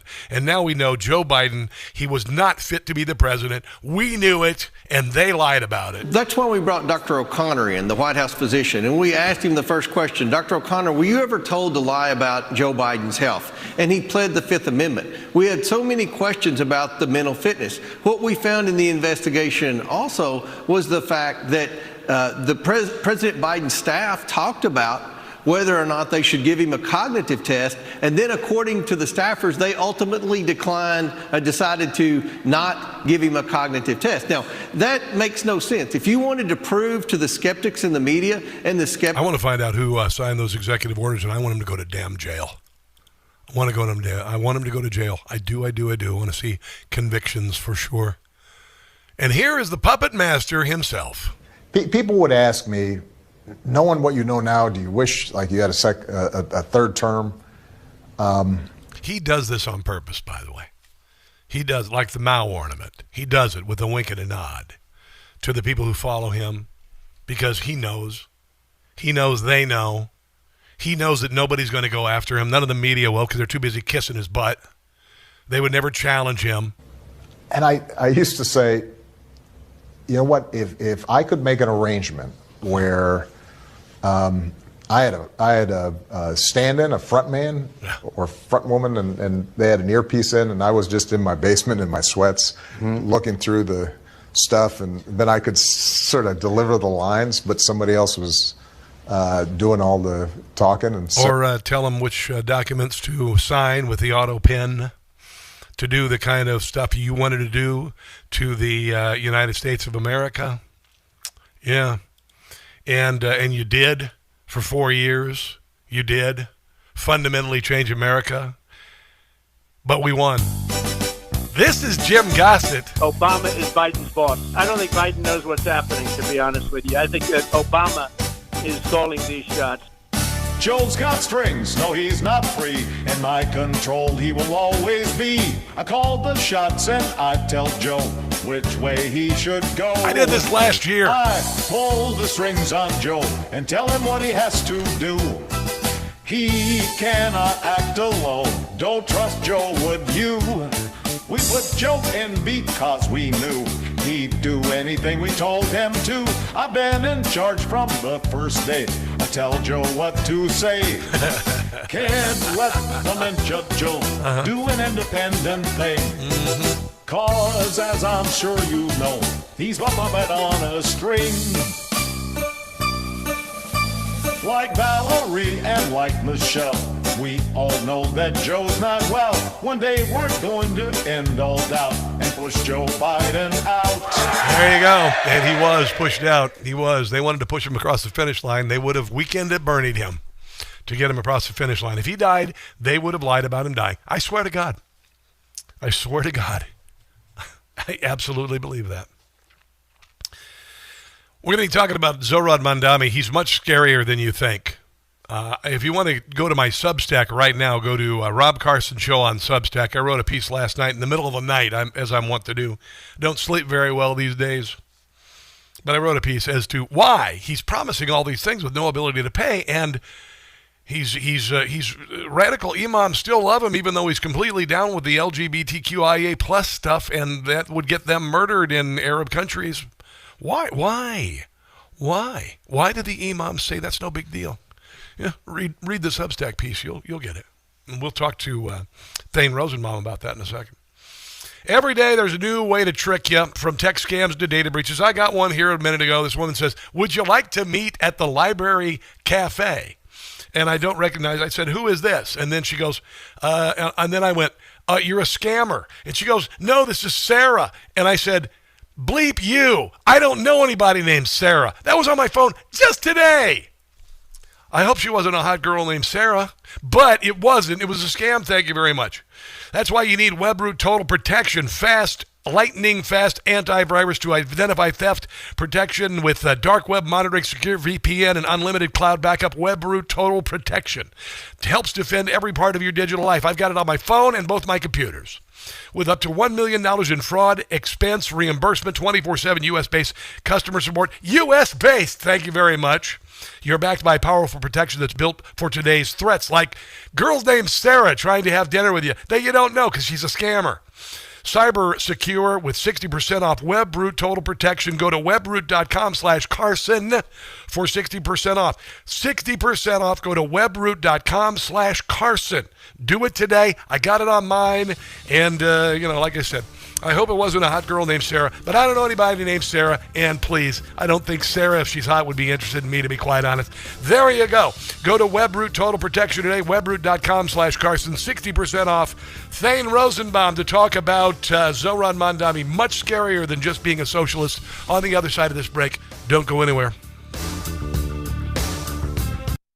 Hey guys, it's Carson, not proud member of the 4 a.m. club. You know what that is? Well, that's the time that I usually wake up every night and can't get back to sleep. Then I found Beam's Dream Powder.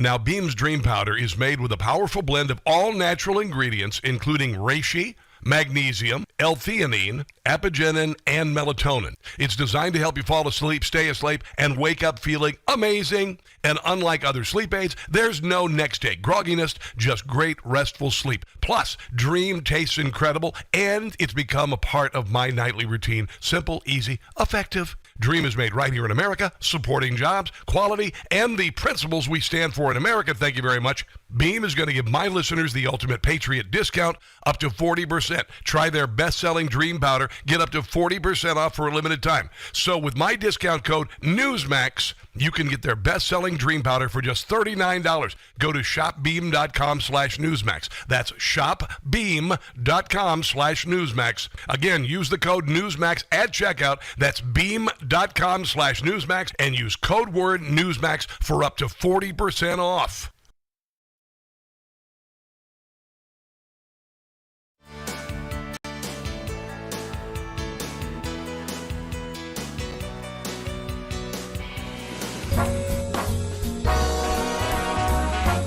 with talent on loan from God. And have my brain tied behind my back, to be fair.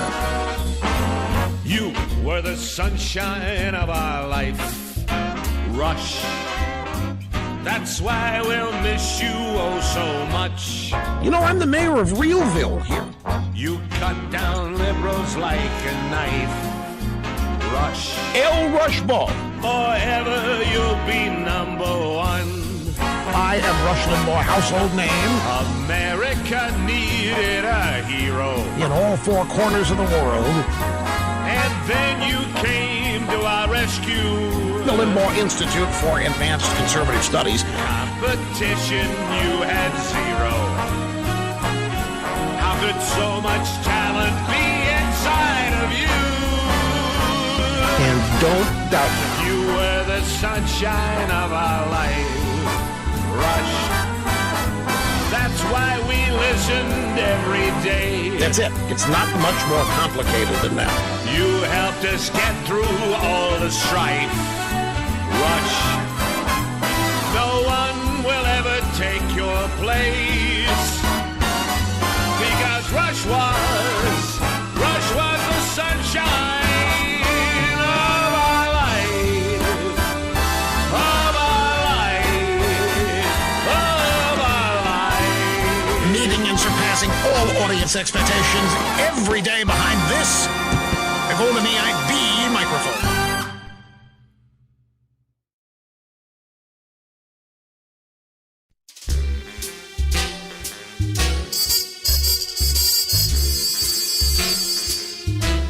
Law enforcement isn't to prevent crime. Law enforcement solves crime, not necessarily prevent them from happening. Buffoon. Jasmine, she is a buffoon.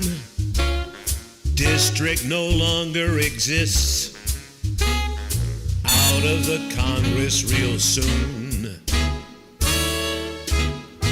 I'll be glad when she's gone from D.C. No Jasmine, it will be pure bliss. I know that this may not sound PC. That mouth on her I will not miss. Buffoon. Jasmine is a total fake.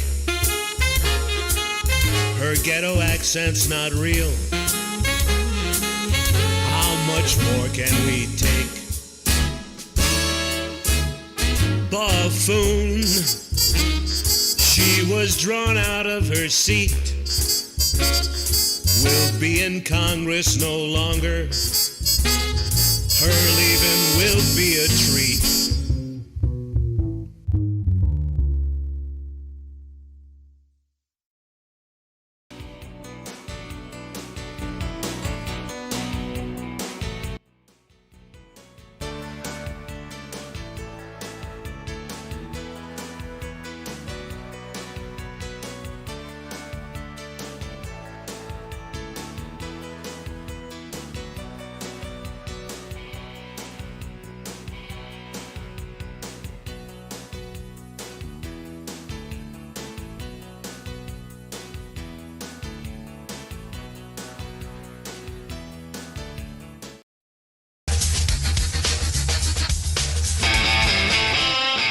It's no secret that the Democratic Socialists of America hate the Democratic Party. I think we're all on the same page that we hate the Democratic Party. The Democratic Party is not really our friend. It isn't. So why are the DSA such major players in the Democratic Party? This odd relationship can be understood with the cuckoo analogy. In nature, the cuckoo survives by trickery. It lays its egg in another bird's nest. The unsuspecting parents raise the imposter as their own until the cuckoo grows strong enough to push the true chicks out. The DSA is the cuckoo inside the Democratic Party. DSA is not the Democratic Party. We must separate ourselves from the toxic Democratic Party. We can put forward a clear, aggressive, principled strategy that pushes back against the Democratic leadership and the Democratic Party as a whole. DSA candidates run as Democrats in safe blue districts. They slip through low turnout primaries. And once inside, they use the Democratic label as camouflage while advancing an extremist anti-American agenda far beyond the party's mainstream. I don't agree with the Democratic Party, but it's a great tool. The Democratic is a tool that we use. Once in office, DSA candidates take orders from DSA's internal enforcers and working groups. City halls and state houses start running as socialist machines controlled by the organization, not the Democratic Party and certainly not voters. Yeah, there you go. And who is a DSA candidate? Well, Zohran Mamdani in New York City. I had to come to Jesus moment yesterday. I was reading Zohran Mamdani's comment, investigative report on Zohran Mamdani, and it became very clear because he had a debate last week, and he refused to ask or commit to how he was going to pay for all of the rent-controlled housing that he's going to do and all the other stuff. And then I realized he has no plan because he has no plan on doing it. He just wants to get in office. That's it. And I also thought about this. I said, why would radical imams love him when he is so pro-LGBTQIA+? And then I thought, well, because he wants to get the LGBTQIA+ votes, the radical leftist votes. And then when he gets in office, they're screwed. This is the useful idiots that Joseph Stalin talked about were always from the left. We conservatives are educated. We conservatives pay attention. We conservatives have common sense. But the unhinged left does not. So they will go for any shiny object or any promise. And that is what Zohran Mamdani is. And that's why he's so freaking frightening. Thane Rosenbaum joins us on the Newsmax Hotline to talk about this. What do you think, my friend? As usual, Rob, you seem to have figured it out. I mean, I also liked your Substack essay this week. I thought that was a real insight. It's what it is. You know what radical Islam does? Thane, you know what it does? Radical Islam lies. Radical Islam lies. They, after the election, if they could, they would execute gays in public if they could. That's radical Islam. Well, that's not hyperbole what you're saying. It's true. It's in the Quran. This just happened with Hamas. The Quran is very clear. There is nothing wrong with lying to infidels because it buys you more time to achieve what you're looking to achieve. It's in the Quran. So, this is a strategy. You talk about useful idiots. The Western world doesn't function this way. So they don't realize that they're being told something and we're supposed to rely on it. So everything that Mamdani says is, ostensibly a lie because he doesn't feel there's any risk in his religion to relying. He actually thinks that this is part of the grand scheme, the plan of expanding Islamist power. Yes. The second thing I would say is about the useful idiots, again, referring to what we saw on campuses. They all have one thing in common. It sort of started with Occupy Wall Street. It also started with knocking down statues, defacing, buildings that have founding fathers on it, trashing the founding fathers, burning things, burning police cars, burning police precincts, smash and grab in designer stores. Yeah. They all have one thing in common. Let's blow stuff up. Yeah. Let's tear it down. What did we see immediately after October 7th? Tear down the posters of the hostages. Oh, yes. So it's a very common theme. Let's set things on fire. Let's blow things up. Let's torch it and deface monuments. Remember during the encampments at George Washington University, they painted George Washington green in honor of the Palestinian flag and then gave him a keffiyeh. They did this to an American founding father, the father of the United States. Americans look at that and say, oh, that's interesting. Look at them. They painted the president. Instead of saying, what? Do you remember George Washington? Thane Rosenbaum, do you remember after 9/11, we heard from, after we did some research on radical Islam, they will move in silently. They will do whatever it takes to get into power, and they will take the time to do it. It could take decades. Well, guess what? It's been 2.5 decades. Well, it's not just that. I just got off another podcast a moment ago. Are you seeing another podcast? I shouldn't have said that. I know we have a thing. I know we have our... I thought we were exclusive.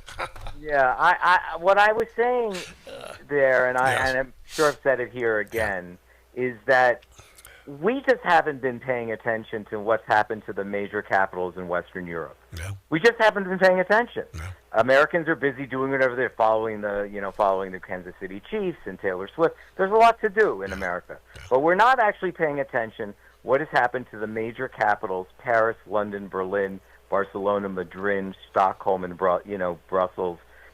We just haven't paid attention to the no-go zones, to the 150 Sharia courts that operate in England. Or we just thought it couldn't happen here. Well, but remember, it was just a year ago, Rob, that during the anti-Israel protests in Dearborn, Michigan, that the first American flag was lit up, and we started to hear "Death to America." Yeah. We started to hear it. Again, we're not paying attention. Yeah. But your listeners can look this up. This is not hyperbole. This started to happen. Did you find out? Do you know what happened 3 weeks ago, I think, or 2 weeks ago, in Dearborn, Michigan?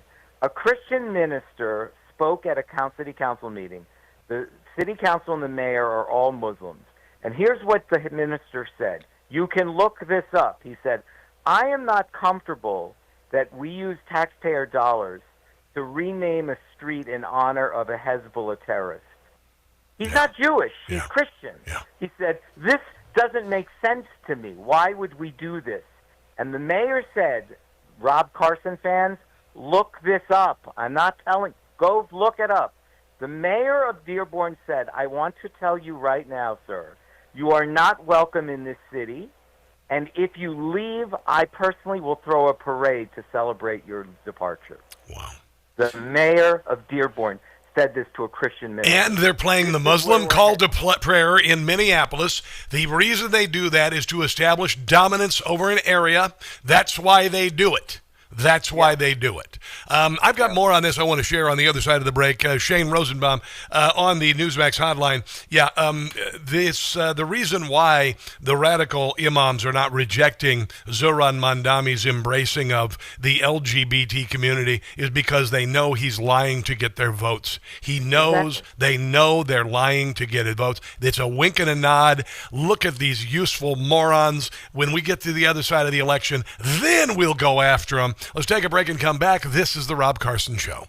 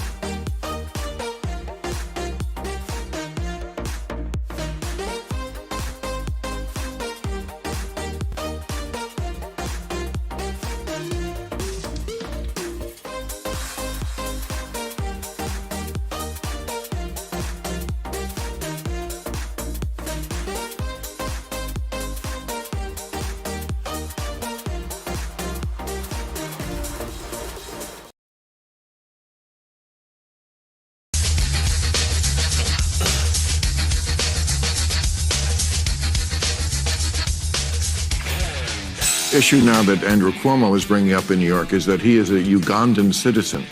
Uganda is a country where they kill homosexuals. So somebody who is a dual citizen can't be mayor of New York, or I would renounce if I was the dual citizen with a country whose policy, government policy, was we kill homosexuals. Yeah, I would renounce that citizenship. I don't. And he also. I think that is buying into a fear framework. No, it's not. Fear of killing homosexuals. It's not good for the country. It's not good for the country. You shouldn't be afraid of that. And I think the way that Cuomo is closing out this race and really race baiting and really leaning in on. I understand, but just because something is done by people in Africa doesn't mean it's always okay. Well, but you said race baiting. It has nothing to do with race. No, I'm talking about what Cuomo's doing, suggesting that Mamdani couldn't be a leader in a terror situation if he were mayor of New York and, God forbid, something else like 9/11 Well, he did campaign with a terrorist. He did say, but Cuomo was pretty clear, I thought, in the way he talked about that, in a way that I thought was ugly. Well, he campaigned this week with a guy who was an unindicted co-conspirator in the 1993 World Trade Center bombing and served as a character witness for Omar Abdul Rahman, the terrorist who organized it. So Sarah Palin used to say Obama palled around the terrorists, which was bullshit. Mm-hmm. No, it wasn't actually. Yeah, here's the deal. He's telling you everything you need to know. He is not refusing to say, tell Hamas to lay down their arms. He is refusing to stop saying globalize the intifada, tell you all the things you know, promising everything, the sun and the moon and the stars, with no real plan for how to pay for it, other than tax the rich, shows that he's not going to do any of it. He just wants to get to office. This campaign, he was discovered by Linda Sarsour in 2017 at the Pink P-Word Hats in Washington, D.C., and he has been groomed and funded ever since. She discovered not only was he funded by George Soros and his radicalism, but also the woman running for lieutenant governor in the state of Virginia is also one of the people who Soros backs. And so there you go. Thane Rosenbaum, legal analyst, law professor on the Newsmax Hotline. What do you have to say about that? It's interesting. You made me remember that Linda Sarsour paid the price for taking photos with terrorists and being soft on terrorism and being an avowed Islamist and being an apologist for the treatment of women in Islamist societies. She paid a price. She was removed from a number of organizations because of that. Yeah. Guess what's changed after October 7th, 2023, and after Black Lives Matter protests? Yes. This is all fair game now.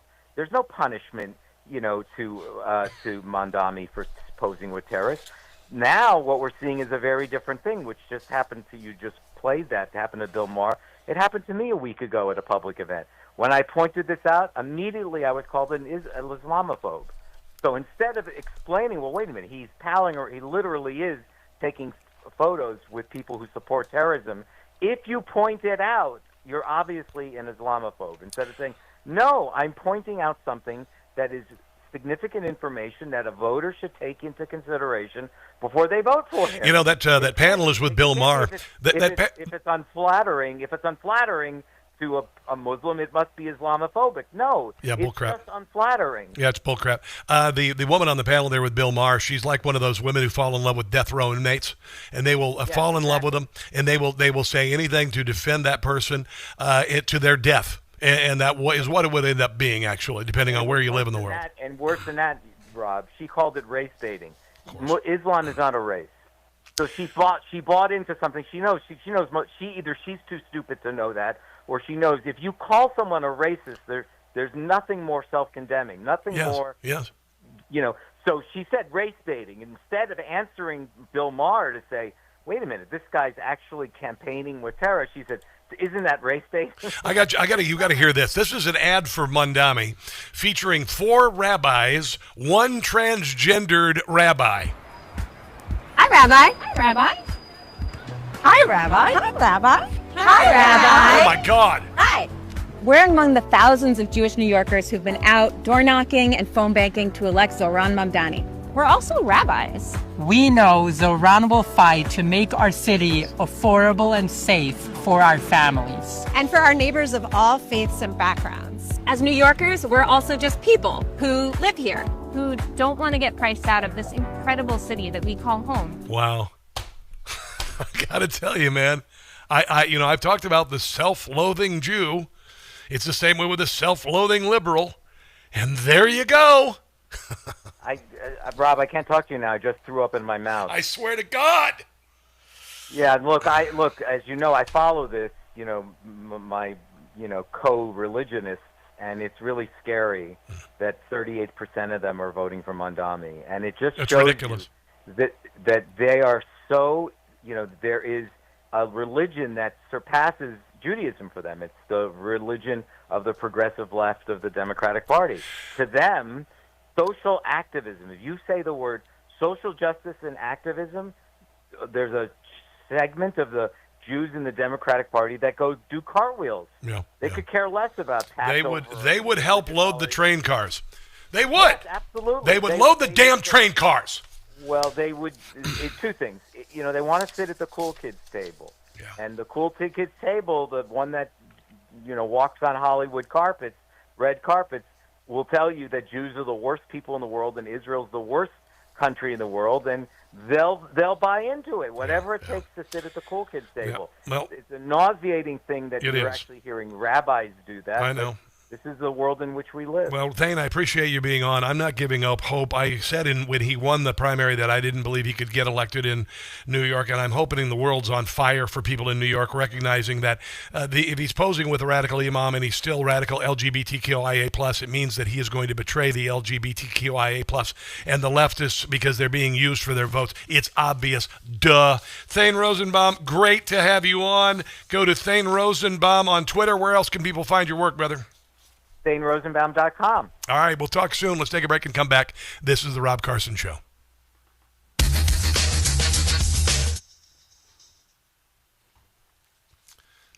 I'm not going to have a filter when it comes to this topic.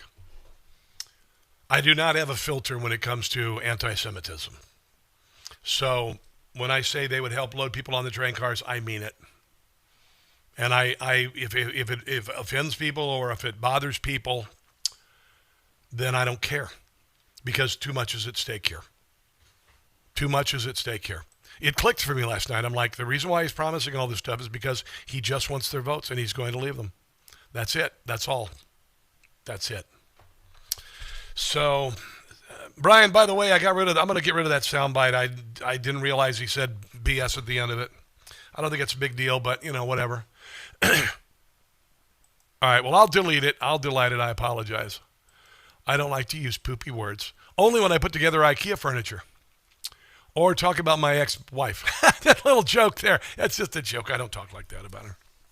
But anyway, look who's what. Katy Perry's trending. Who cares? Adam Schiff is trending. Dookie Bear's watching. Astro Turtle says, keep speaking the truth. There you go. There you go. I do.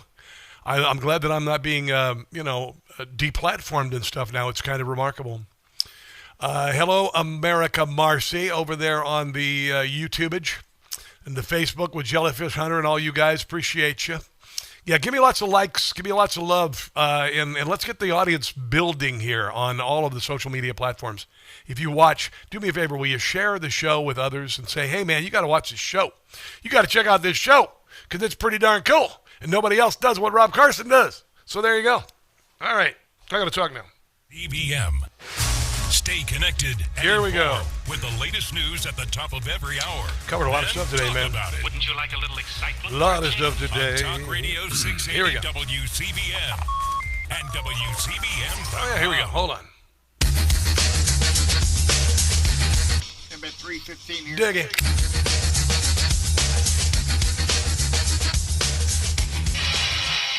We are going to freeze the rent for more than 2 million rent-stabilized tenants and use every resource at our disposal to build housing for everyone who needs it. Yeah, how are you going to pay for it? That's ridiculous. We are going to eliminate the fare on every single bus line. No, you're not. No, you're not. and make what are currently the slowest buses in the nation move around this city with ease? It won't happen if it's free. Duh. He's lying. And we are going to create universal child care at no cost to parents. Yeah, and he has no plan for how to pay for it because he's not planning on following through. He is only trying to use the useful idiots of the left to put his radical rear end in office. There you go. This is Kenny Burgos on Rob Schmitz last night talking about the rent promise. Yeah, so right now we already have a scenario where 200,000 units of housing and rent-stabilized housing are functionally bankrupt. And that's not even coming from us specifically. Yeah. This is the NYU Furman Center and other credited think tanks that are raising the alarm on rent-stabilized housing. So the plan to freeze rent on the rent-stabilized housing stock, which is over 1 million units of housing, would decimate this housing stock, which is almost 40% of New York City's housing. So it can't be understated its impact, not just within rent-stabilized housing, but certainly the housing overall in New York City. And to say on the same side of your mouth you want to freeze rents, but then somehow attract private investment to build the housing that you also recognize New York City needs, I just don't see how you square that. You don't. He's lying. He just wants to get into office. He made the mistake of glad-handing a radical imam who was a co-conspirator, unindicted co-conspirator in the 1993 World Trade Center bombing. And I said, wait a minute, he's also really pro-LGBTQIA+. That doesn't match radical Islam. That radical Islamist should not have anything to do with Zohran Mamdani. Oh, Zohran's lying to get votes. Yeah, he is. That's what he's doing. You guys on the left are useful idiots. He's a full-fledged commie, a wealthy dad and mommy. He's worse than a tsunami. Mamdani's a real worse threat. Than a socialist. He's anti-Semitic. It really is pathetic. He's not sympathetic. Mamdani's a real threat. I'm right on this Experience stuff. He's lacking. Hamas he's always backing. His party he's hijacking. Mamdani is a threat. He can't win. Does not know what he's doing, but he looks like a shoo-in. New York will be in ruin if Mamdani wins. He is more dangerous than you could possibly imagine. I said this, and now it really crystallized for me. And generally when I have those aha moments in the middle of the night, I'm right. I'm right. So I hope that New York pulls its head out of its rear end and realize what could happen. We've got another hour of the show coming up. Do not go anywhere.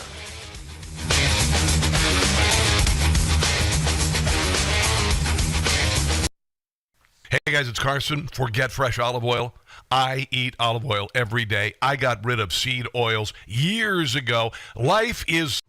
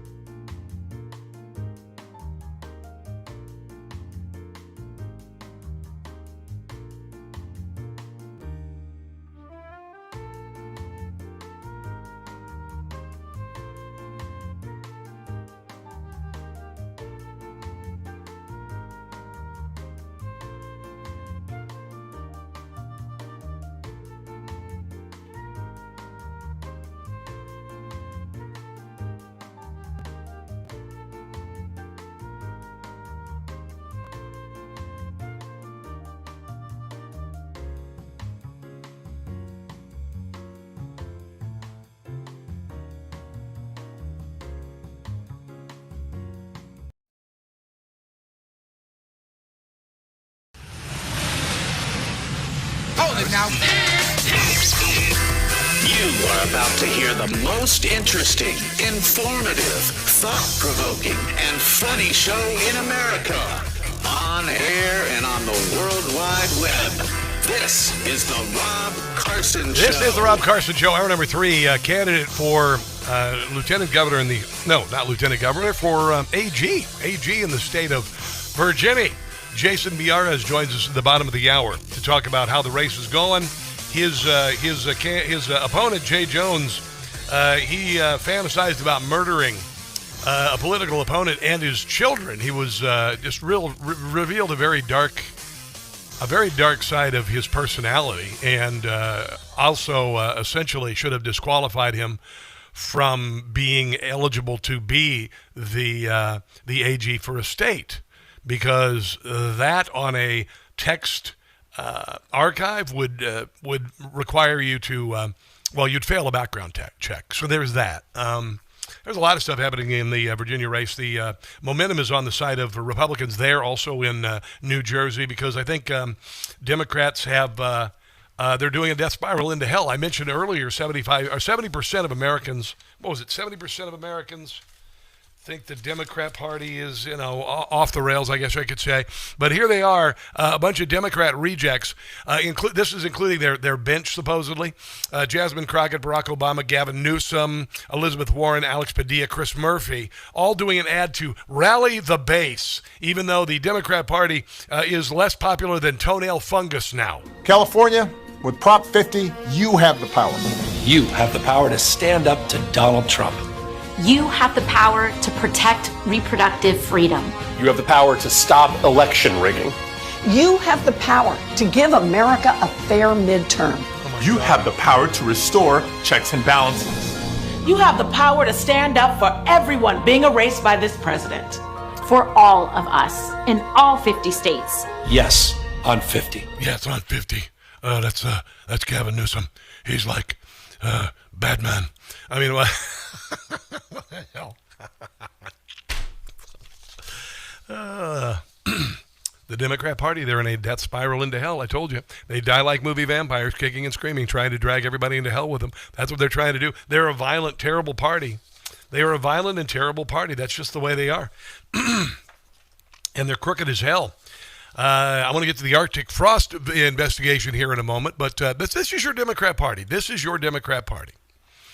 And, I mentioned Jason Miyares and Jay Jones. Jay Jones, he fantasized about murdering people. And the just like October the 7th unveiled and showed us the rotting anti-Semitism that exists in our country. The martyrdom, the murder of Charlie Kirk, exposed the deep, dark blackness of some people in the Democrat Party's hearts. Now, this is... When you celebrate a young man getting his neck blown out by a rifle bullet and you just repeat a bumper sticker that he's somehow racist when you've never heard anything he said, when you've ever heard his powerful witnessing about the gospel, his open-minded conversations that have attracted tens of thousands, hundreds of thousands of students to university campi to have a decent discussion without yelling, without anything, just a debate on the facts. It was brilliant. It's agonizing to know that he was murdered. But what it exposed about some people, and I hope that the people who, it's bad enough if you have those thoughts, but it's really bad if you are willing to share them publicly, like the teacher in Chicago, the elementary school teacher, who put a gun up to her neck and acted like Charlie Kirk and then did the spurting of the blood with her hand. Do you want anything to do with that person? I mean, I could see if you'd say, I want Hitler dead or something, but not Charlie Kirk. I mean, honestly. But this is your Democrat Party. We think that Charlie Kirk just got shot in the neck. Hey, ooh, ah, ooh. I needed some good news today, damn it. And oh my God, thank you. Charlie Kirk got shot and he's dead. Seeing that, today, Senator Eric Schmidt held a hearing at the Senate to diagnose exactly what has happened to our country. Here's some of what he said. The people behind this violence are not common street criminals. They're not driven by money or drugs or gangland turf disputes. They're determined, militant extremists who wield violence for political ends. They know that their vision would never win at the ballot box, so they've chosen terrorism instead. They know their ideas could not win in the marketplace of ideas, so they shoot up the marketplace. Yeah, this, as I said, this is a de facto civil war that the Democrat Party has been waging on us for years now, and there is a body count, and there is damage in the billions. And now there are people putting in their manifestos and on their shell casings when they assassinate people like Charlie Kirk, the words that Democrats are using. There's no doubt about it. It has to be defeated. It will be defeated, by the way. It will be defeated. No amount of sunshine ads with Elizabeth Warren in them are going to change this. Here's a little bit more with Rob Schmidt on his report about this hearing yesterday. We think that Charlie Kirk... I think I already played that, so let me come up with another one. Michael Knowles was there in Congress yesterday, and so was Spartacus. Spartacus was there, but he only talks, he only shows up to talk when he can just filibuster for 24 hours straight and act like a whiny little drama queen. Well, I think that the left-wing violence has become so clear that it's undeniable at this point. But we should be clear about this. Left-wing violence has always been underreported. Even the attack that occurred at an event that I was speaking at, that I testified on today, that was Antifa throwing an explosive at a building, seriously injuring a cop. That does not appear on registers of political violence. The BLM riots, which led to 36 deaths and $1 billion worth of property damage, that doesn't appear on registers of left-wing political violence. The fact that the CSIS study, even now being reported in the Atlantic, has to acknowledge this just shows you how profound the left-wing violence problem has become. The Democrats wanted to run away with it. They wanted to say that it was a both sides issue, or really it was all the Republicans' fault. And they're trying to evade responsibility, but you can't fix a problem unless you identify where the problem really lies. And they know where the problem is, and they, like I said, it's a de facto civil war with plausible deniability. It is. It is. They leave it up to Soros, and well, it used to be a lot of your tax dollars funding these, the burning of Tesla dealerships, the sacking of Tesla dealerships. The summer of 2020, by the way, Venezuelan narco regime under Nicolas Maduro provided $20 million to fund Black Lives Matter, according to the Washington Examiner.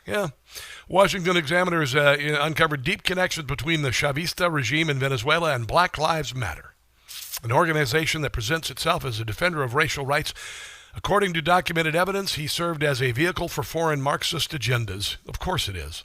It all began in late 2020 when Hugo Chavez, the eternal father of the 21st century socialism, ordered the delivery of at least $20 million in suitcases filled with cash to Opal Tometi, and one of the three co-founders of BLM alongside Patrice Couleurs and Alicia Garza. And the only thing that BLM ever did, that Couleurs ever did with Black Lives Matter, was buy mansions for herself. Just filthy, rotten, corrupt, man. Wow. A defector close to Chavez Inner Circle described a meeting in Caracas where Tometi arrived accompanied by three other African-American women and actor Danny Glover, who also is a useful idiot, a known sympathizer of communist regimes like those in Cuba or Venezuela. On his deathbed due to cancer, Chavez saw BLM as the perfect tool to export his anti-imperialist ideology. There you go. There you go. Here's Michael Knowles in Congress yesterday, as I mentioned, and Spartacus heading for the dough. You know, I can't help but think of a line today. Jay Jones has the vision, commitment, and integrity to keep families safe and make sure every Virginian gets a fair shake in the justice system. I'll be working every day to ensure Jay wins this race. That's the endorsement of Senator Booker for a man who would seek to be the Attorney General of Virginia. This is a man who, if people have not been reading the news, has called for a Republican to be murdered, for his children to be murdered, for the children to die in their mother's arms in order to persuade the Republican to change his policy views, and a man who says that he would urinate on the graves of multiple Republicans. Senator Booker, in this spirit of introspection, is standing by this endorsement. So I suppose I would invite, perhaps I should have looked, because Senator Booker has left the room, and I think I can guess why. Yeah, because he's a big P word.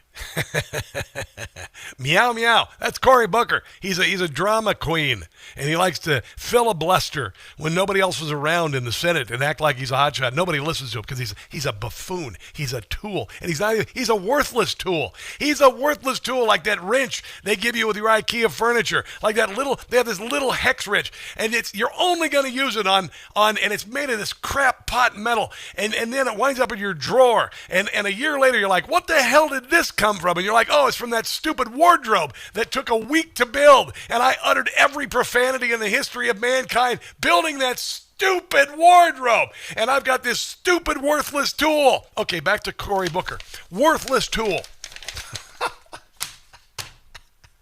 He's a worthless tool. I got a whole drawer of those stupid worthless tools. I got star wrenches. I got friggin' little Allen wrenches. Don't fit anything else. Just that crap that you put together you got from IKEA. That's what it is. That's Cory Booker. He's a worthless IKEA tool without the IKEA. Let's take a break and come back. This is the Rob Carson Show.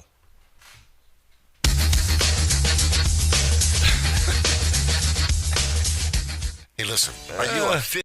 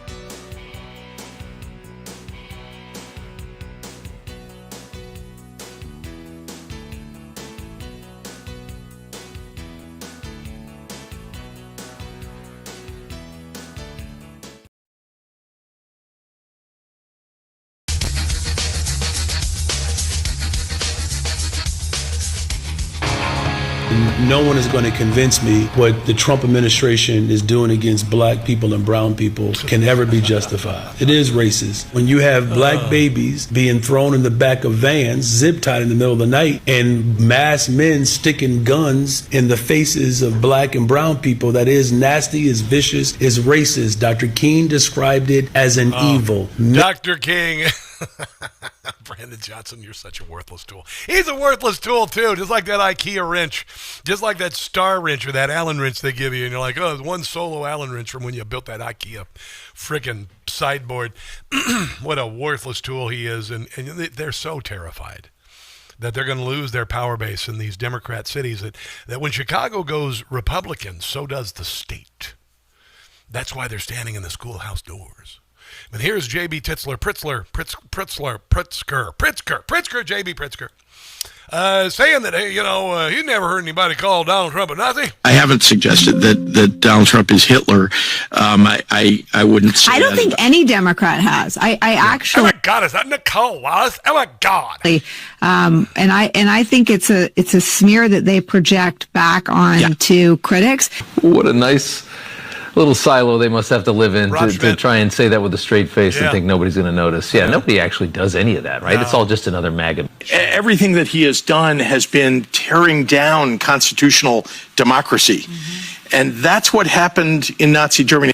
It took the Nazis 1 month, 3 weeks, 2 days, 8 hours, and 40 minutes to dismantle a constitutional republic. It doesn't take very long to tear apart a constitutional republic. Indeed, the Nazis did it in 53 days. Do they have a pressure release valve on his head? Because I think he's way over pressure. I'm thinking it's 35 pounds per square inch, and he's got it at 100. Because it is just like, it looks like it's going to explode. His head just looks like, why would you wear a shirt collar that tight when your head is that big and fat? You shouldn't say that. I don't even care. I don't even care. He's such a piece of crap. Don't even care. What an awful human being. I did mention Maduro. What was it? The Venezuelan Nicolas Maduro giving $20 million in funds to Black Lives Matter. Venezuela's been waging war against America for years. They've caused thousands of deaths with fentanyl. They emptied their prisons into our country when Joe Biden was the president.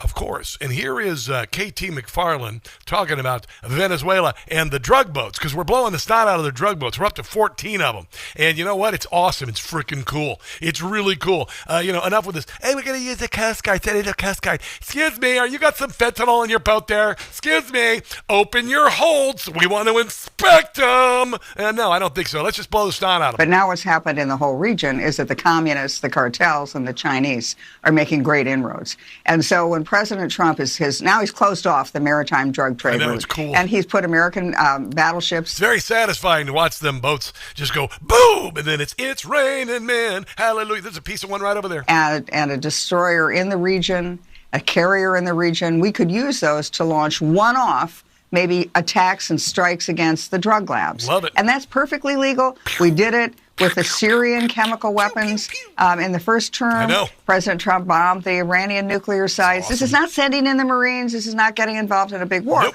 This is the United States. Paint the targets, baby.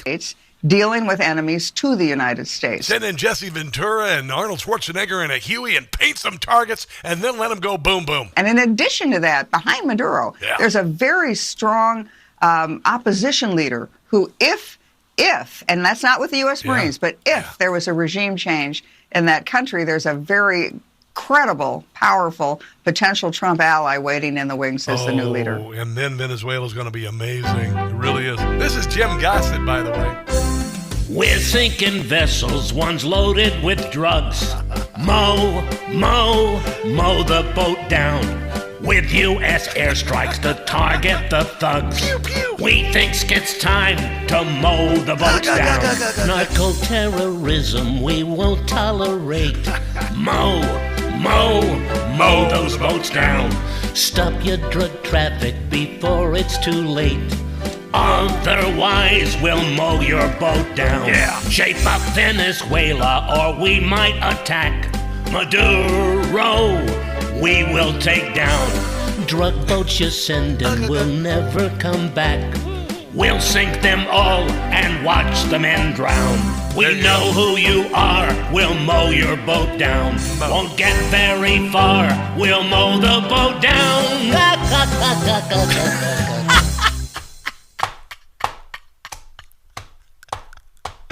I just played that for the first time. When he sends me stuff like overnight, and I go, okay, well, here it is. And I just know it's going to be good. And I was up in the middle of the night writing this piece on my Substack at Rob Carson Show about Zohran Mamdani. You need to read that piece.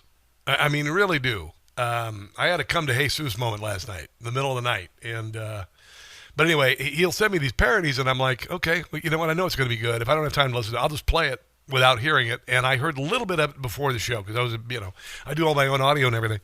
And now I just heard it. And I'm like, God dang it, I knew it. I knew he would own it. He's just freaking genius. Jim Gossett, people. I did a lot of comedy for Rush Limbaugh. For those of you who are fans of Rush Limbaugh, there's no other show you should be listening to.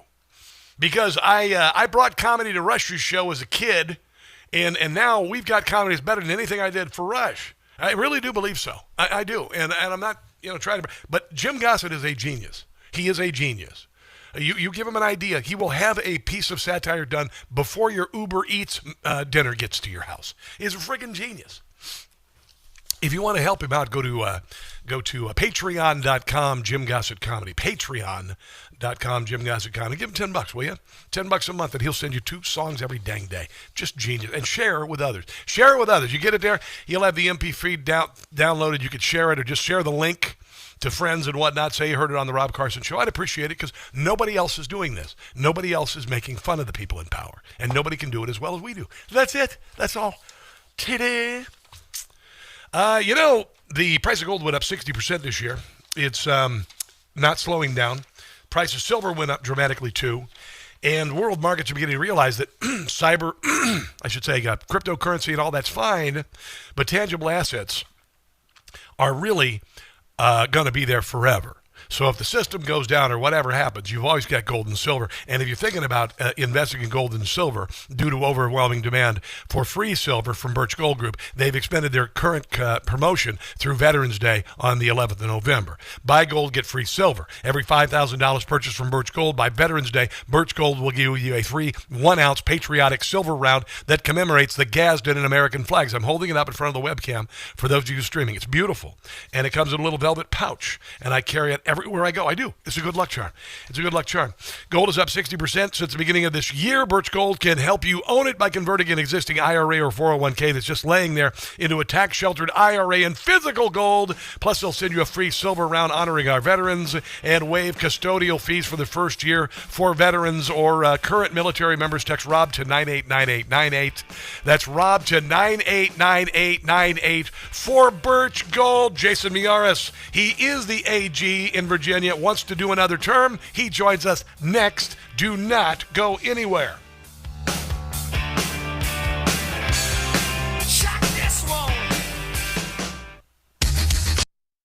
Hey guys, it's Carson. Forget fresh olive oil. I eat olive oil every day. I got rid of seed oils years ago. Life is too short to not have wonderful fresh olive oil, and I mean fresh. Olive oil packs the most flavor and healthy ingredients when it's fresh from the farm. And that's the problem with supermarket olive oils. They're not fresh. They can sit on the shelf for months growing stale. That's why I get my olive oil from small, award-winning farms, thanks to a fellow named T.J. Robinson, also known as the Olive Oil Hunter. When I tasted T.J. Farms' fresh olive oils, I fell in love with their vibrant, grassy flavors. They're incredibly delicious on salad, veggies, pasta, meat, fish, you name it. And as an introduction to his Fresh Pressed Olive Oil Club, TJ is willing to send you a full-size $39 bottle of one of the world's finest artisanal olive oils, fresh from the new harvest, for just $1 to help him cover shipping. There's no commitment to buy anything now or later. Get your free $39 bottle for just $1 and taste the difference freshness makes. Go to GetFreshRobCarson.com. That's GetFreshRobCarson.com for a free bottle and pay just $1 shipping. GetFreshRobCarson.com.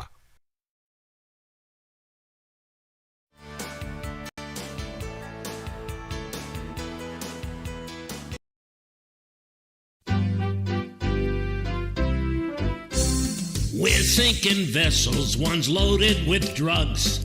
Mow the boat down. With U.S. airstrikes to target the thugs. We think it's time to mow the boats down. Narco-terrorism we won't tolerate. Mow those boats down. Stop your drug traffic before it's too late. Otherwise, we'll mow your boat down. Shape up Venezuela or we might attack.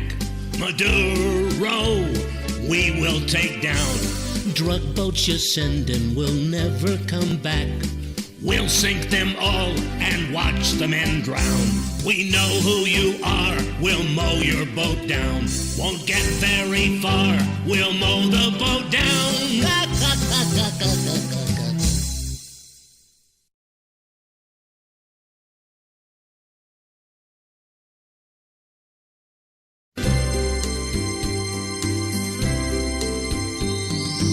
Rent-free, in libs' heads I'm living.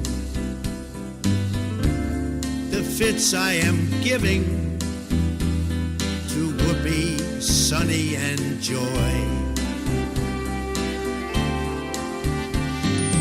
Rent-free, I'm occupying.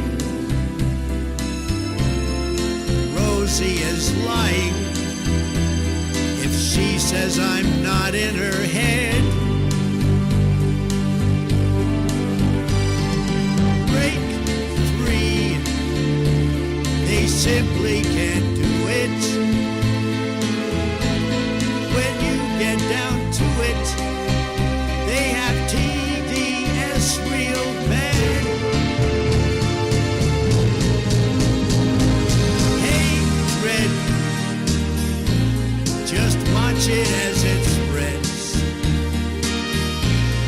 because inside their heads I live.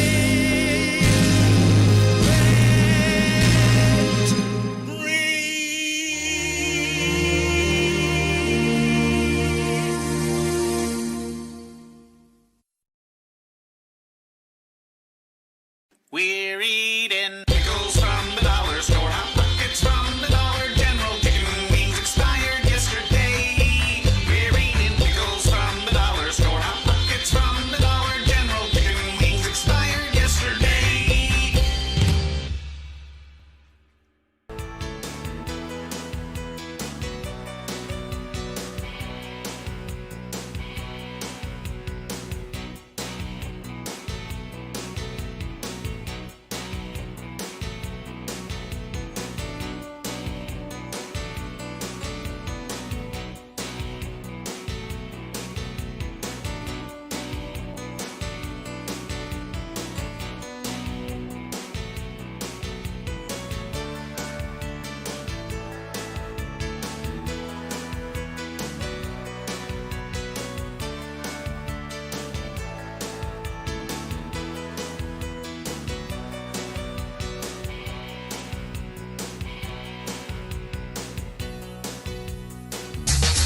I got audio.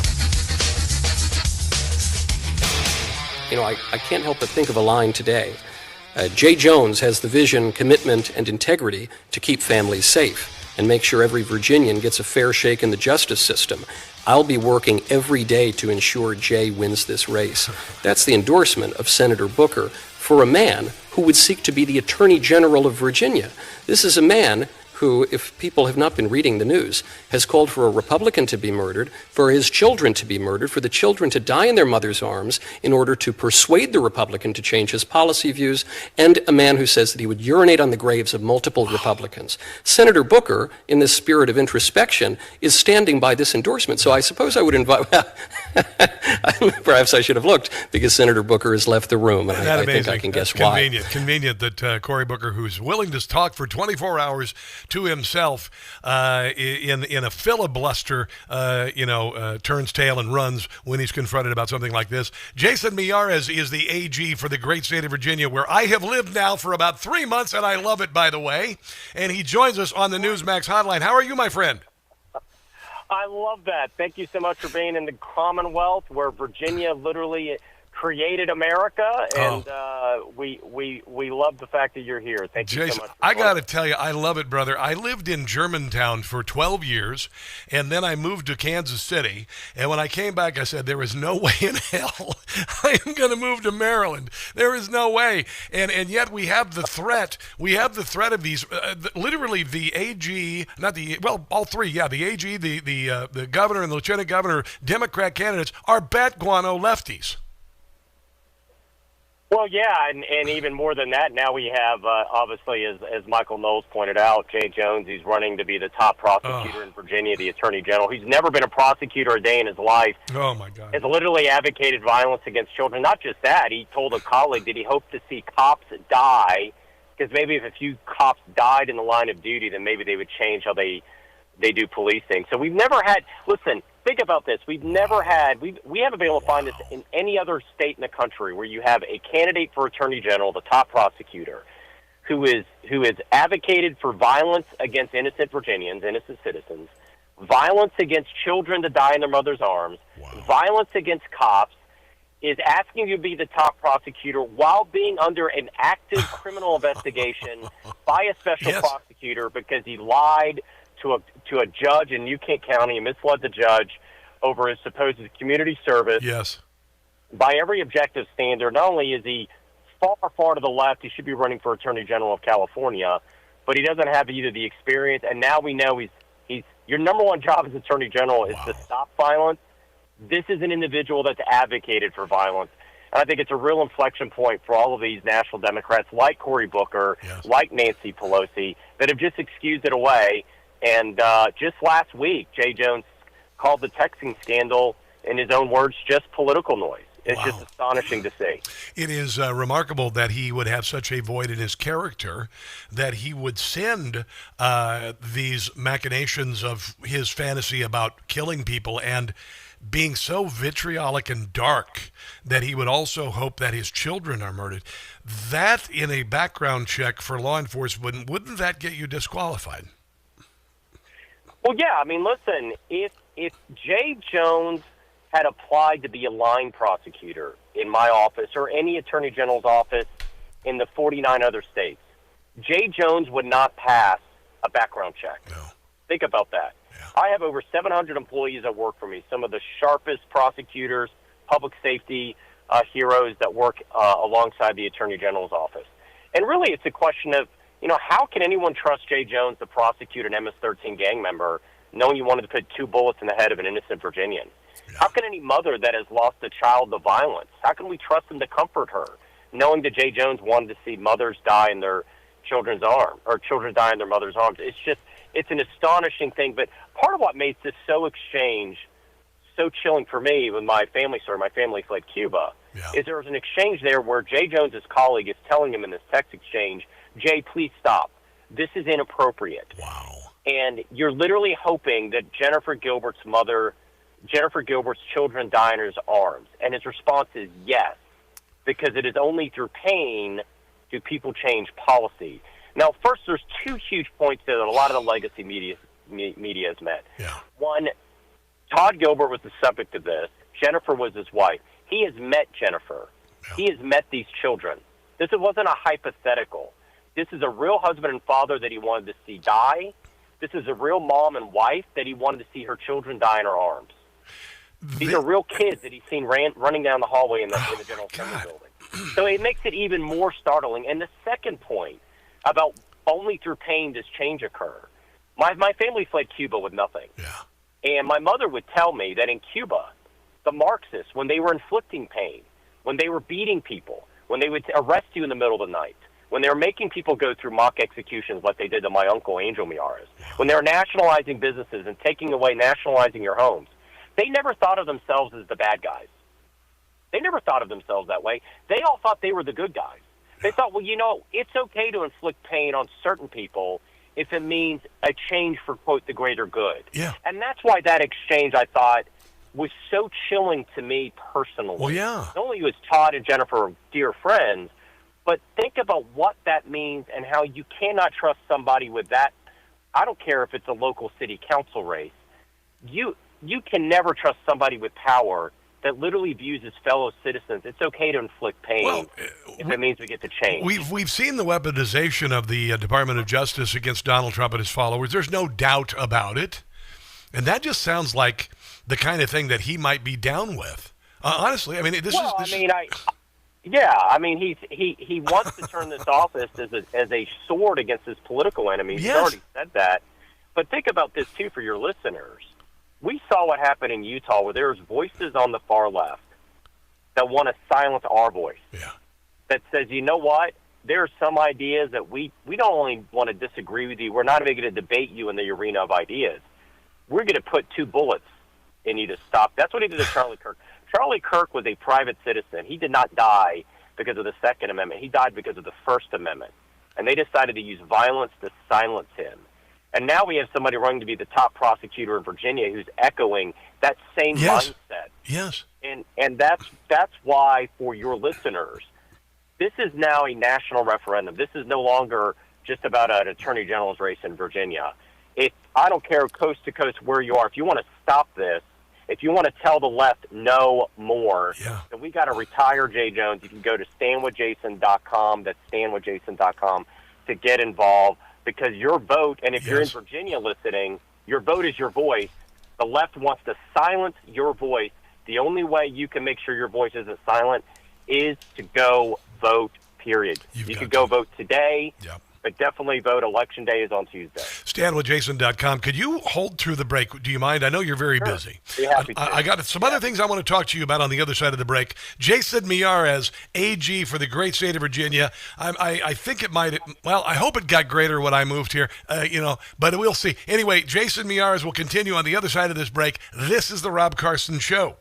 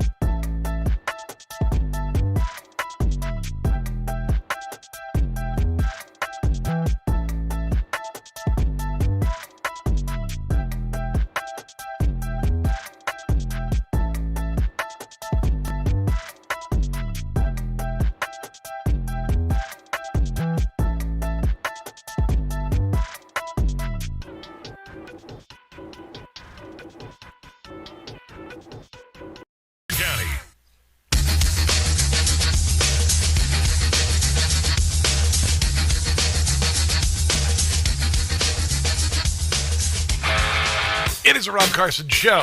Jason Miyares, AG for the state of Virginia, running to be AG again, is on the Newsmax Hotline. Go to standwithjason.com or jasonmiyares.com if you want to help him out. The election is coming up on Tuesday.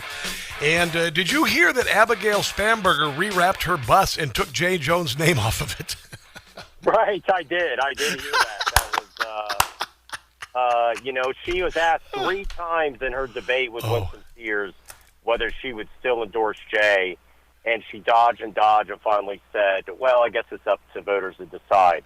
But it is a pretty amazing moment because pretty much you have both of our U.S. senators in Virginia that have still say they support Jay Jones, which I guess the question should be asked of them. Would you hire Jay Jones to be on your staff? Yeah. If you want to hire him to be on your staff, why would you tell Virginians to hire him to be the top prosecutor in Virginia? I don't care what business you own. I don't care what business you own, hiring somebody and you find out that they fantasize openly and share those thoughts with someone else about murdering a political opponent or another person and reveling in their death and their children dying in the mother's arms and then whizzing on the graves of your political... My God, what the hell? And the origins of that was people are like, well, is he joking? No, if the entire thread started because he was angry that Todd Gilbert, the former Republican speaker, had said nice words in memory of a Democrat state delegate that had recently passed away, and he didn't think you should do that. And that's when he said he wanted to, urinate on the graves of his opponents. It's just a real, worldview that I can't even get my arms around. And it's also terribly, terribly immature. I mean, it really is. It's very immature. Well, it's very a prosecutor. It's very social media. It's very that's what. Yeah. I mean, I think it's a classic case of someone who's never. Listen, he's never been a prosecutor, and if he'd actually been in a courtroom, if he's actually met with victims as I have. There's no cry like the cry of a mother that's lost her child. Yeah. None. It just is an imprint on your soul. And if you've actually done that, if you've actually met with the victims, mothers that have lost children, the violence, you would never in a million years wish that on anyone. No. And the idea that he would just so casually do this, and of course, again, repeat it and double down on it. It's just such a startling thing. I don't know. Are you Catholic? By the way, I am Catholic, and to me, my mother was raised Catholic. Okay. I love the Mother Church. I'm Episcopalian. Would your mother ever have those thoughts? Because I would think God is watching me, and I mean really would. I would be like, I have sinned by thinking those thoughts. I mean, it's unimaginable to think those thoughts in the first place. One of the articles of our faith is a Latin term, imago Dei. It simply means image of God. And what it means is every person we ever meet, no matter who they are, no matter what their station is in life, they have amazing value because they're made in the image of their Creator. And that means no matter what station you find yourself, and that definitely means somebody even that disagrees with me on politics. Yeah. And listen, I have a sign I keep in my office in Richmond. Yeah. It's one of my favorite quotes from Thomas Jefferson, and it's this: I have never found a difference of opinion in politics, in philosophy, or religion as cause to withdraw from a friend. Yes. It's just this idea that, even I may disagree with you over politics, I'm not going to withdraw the gift of friendship. I can't imagine where you have to be where you think, I disagree with somebody politically, I want to put 2 bullets in the head of a Republican and see their children die in their mother's arms. And that's why this election now has gotten, I think, such national... And listen, I've gotten press calls from Sydney to London to Munich. I mean, it's been something to see the level of press attention we've gotten. People are really curious about what's happening in Virginia. Well, Virginia can't let this happen. Virginia is a wonderful place to live. Virginia is a glorious state, and when you compare it to Maryland, where I lived for a dozen years, Maryland is the last state in the country for economic development. It's the last 50th place. Yeah. It's hell on earth. You drive into Virginia, and it's Oz. But I want to ask you this: what do you feel like is your best accomplishment from your term, and what do you expect to do in your next? Yeah. Well, listen, when I came into office, our murder rate in Virginia was at a 20-year high. Our violent crime rate was at a 30-year high. Yeah. We had the highest levels of addiction deaths ever recorded in the history of Virginia, and I made a couple of promises. I came in with Governor Glenn Youngkin. Yes. We said, listen, we're going to work with police instead of against police. So we launched Operation Bold Blue Line to put more cops on the streets. I said, we're going to go after repeat violent offenders, which we did. Because what we saw was, yes, our murder rate was very, very high, but it was too high in particular 13 cities, 13 areas. And we were seeing, and it's true, statistically, roughly 5% of felons were committing over 50% of violent felonies. Exactly. To give you one example, city of Roanoke, 0.12% of the population of the city, that's less than 1/5 of 1%, were committing over 30% of the homicides. So we went after that small subset. We investigated, we indicted, we prosecuted. The murder rate in Roanoke has dropped 62% in all of our ceasefire cities. Dramatic drop. It's amazing when you go after repeat violent offenders. In counterpoint, Washington, D.C., the average arrest record for somebody picked up on a homicide in Washington, D.C. was 11 prior arrests. Yeah. You can see the difference of when you go after repeat violent offenders. We went after fentanyl dealers, got enough fentanyl off the streets that would have killed 7 million Virginians. Wow. And we saw the largest drop of addiction deaths of any state in the country. I love it. Huge drops in our murder rate. So I said, as the people's protector, my job is to keep you and your family safe. Jay Jones has never been a prosecutor. He's a social justice warrior. Yes. The scandal that happened in Loudoun a couple of years ago, where a 15-year-old boy walked into a boy's room, put on a skirt, brutally sexually assaulted that 15-year-old girl, and then just got transferred to another school. He's the one that voted to end the mandatory reporting requirement of sexual assault in schools, which led directly to the scandal. Well, He's championed removing SROs, our police in our schools. He wants them out of our schools. He thinks we shouldn't have cops in schools. He's already a left-winger, and now we know he's a left-winger that's advocated violence against children, cops, and political opponents. Virginia can't take a step back. That's just all there is to it. It cannot. Jason for Virginia or JasonMiyares.com. By the way, I believe that Cuba will be free. And I believe it'll happen. I hope so. I really do, brother. I really do. So. I think it's spreading through Latin America, and Venezuela's next, and Cuba's going to go next. I believe that. It'd be so good. But brother. People want to help, StandWithJason.com. And thank you so much for the platform. See you on the trail ahead, and welcome to Virginia. God bless you, brother. StandWithJason.com, StandWithJason.com. Jason Miyares, AG candidate and future AG, will be declared AG next week. Come on! Let's take a break and come back. This is the Rob Carson Show.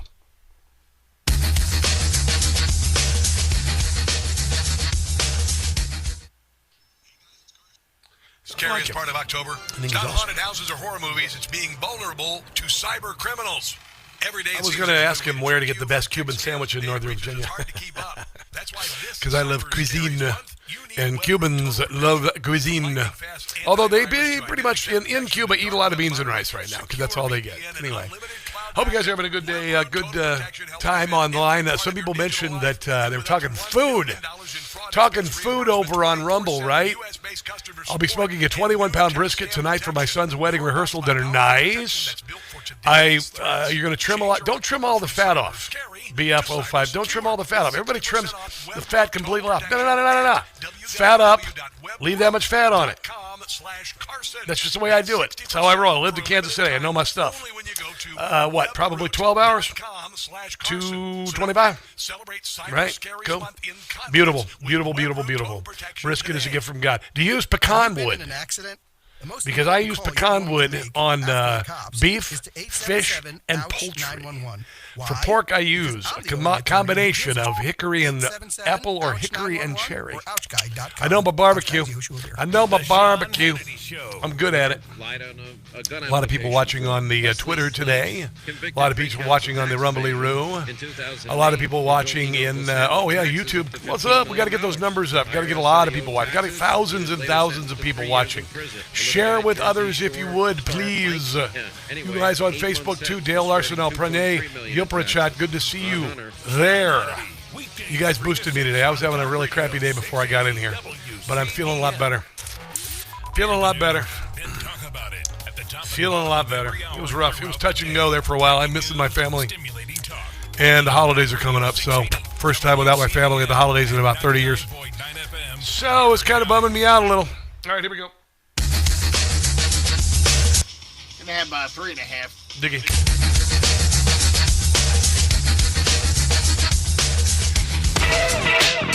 A little biggie for you.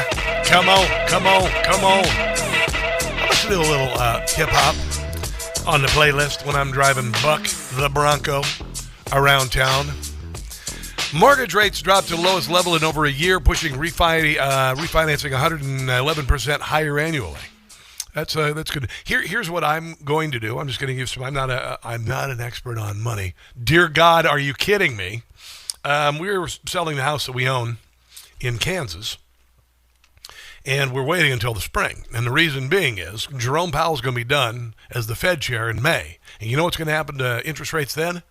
They're going to go, okay? So if you've thought about doing a refi like I did, well, I think we got our house at like 2.9 or 3.1, or I don't know, it was very low. But I'm waiting until the spring when Powell's gone. But I can understand the relief of, having it below 5%. It's pretty tempting. I personally would sit on my house, but not like Letitia James, because when she sits around the house, she really sits around the house. Hey, ho, hey, I'll be here all week. I will, actually. I'll be here till Friday. That's the way I generally do things here. Trying to think if I got anything else I want to cover here before. Oh, yes. So Barack Obama, the puppet master, all the misinformation and disinformation, the creation of the disinformation governance board and all of that. Well, this SOB wants to do it again. Part of what we're going to have to do is to start experimenting with... Oh, no, we're not going to have to do it because you're out of power, you jackweed. And hopefully maybe the Justice Department's going to crawl up your, new forms of journalism and how do we use... Yeah, we've already got it, actually. It's happening all over the place. This is why the mainstream media is dead. Social media in ways that reaffirm facts, separate facts from opinion. Yeah. We want diversity of opinion. We don't. No, you don't. You called conservative opinion disinformation and misinformation, just like Joseph Stalin. We want diversity of facts. That, I think, is one of the big tasks of social media. But you said it was a fact that if you got the vaccine, you couldn't spread COVID. You said as a fact that Joe Biden did not have dementia. You said as a fact that Hunter Biden's laptop was Russian disinformation. I got this 4 years ago. I figured this out 4 years ago. By the way, it will require some government, I believe, some government regulatory... I'm going to tell you right now, if you try this bleep again, you're going to have a real problem on your hands with about, a couple tens of millions of my homies and my hillbillies and my Hebrews and me, because we ain't going back, dude. You can dream about it. You can mentally masturbate about it all you want. Barack Obama, you're no longer in power, and Democrats ain't going to be in power for a while because you guys are insane. That's going to do it for the show. Check out the podcast today. It was a good one. Go to your usual podcast platforms. Look up Rob Carson Show. Share with others and subscribe. God bless you, America's founded Donald Trump and his glorious presidency. And until tomorrow, which is Thursday, do not catch the stupid. I'll see you then. Information. Truth is freedom. Is Newsmax. It's real news for real people.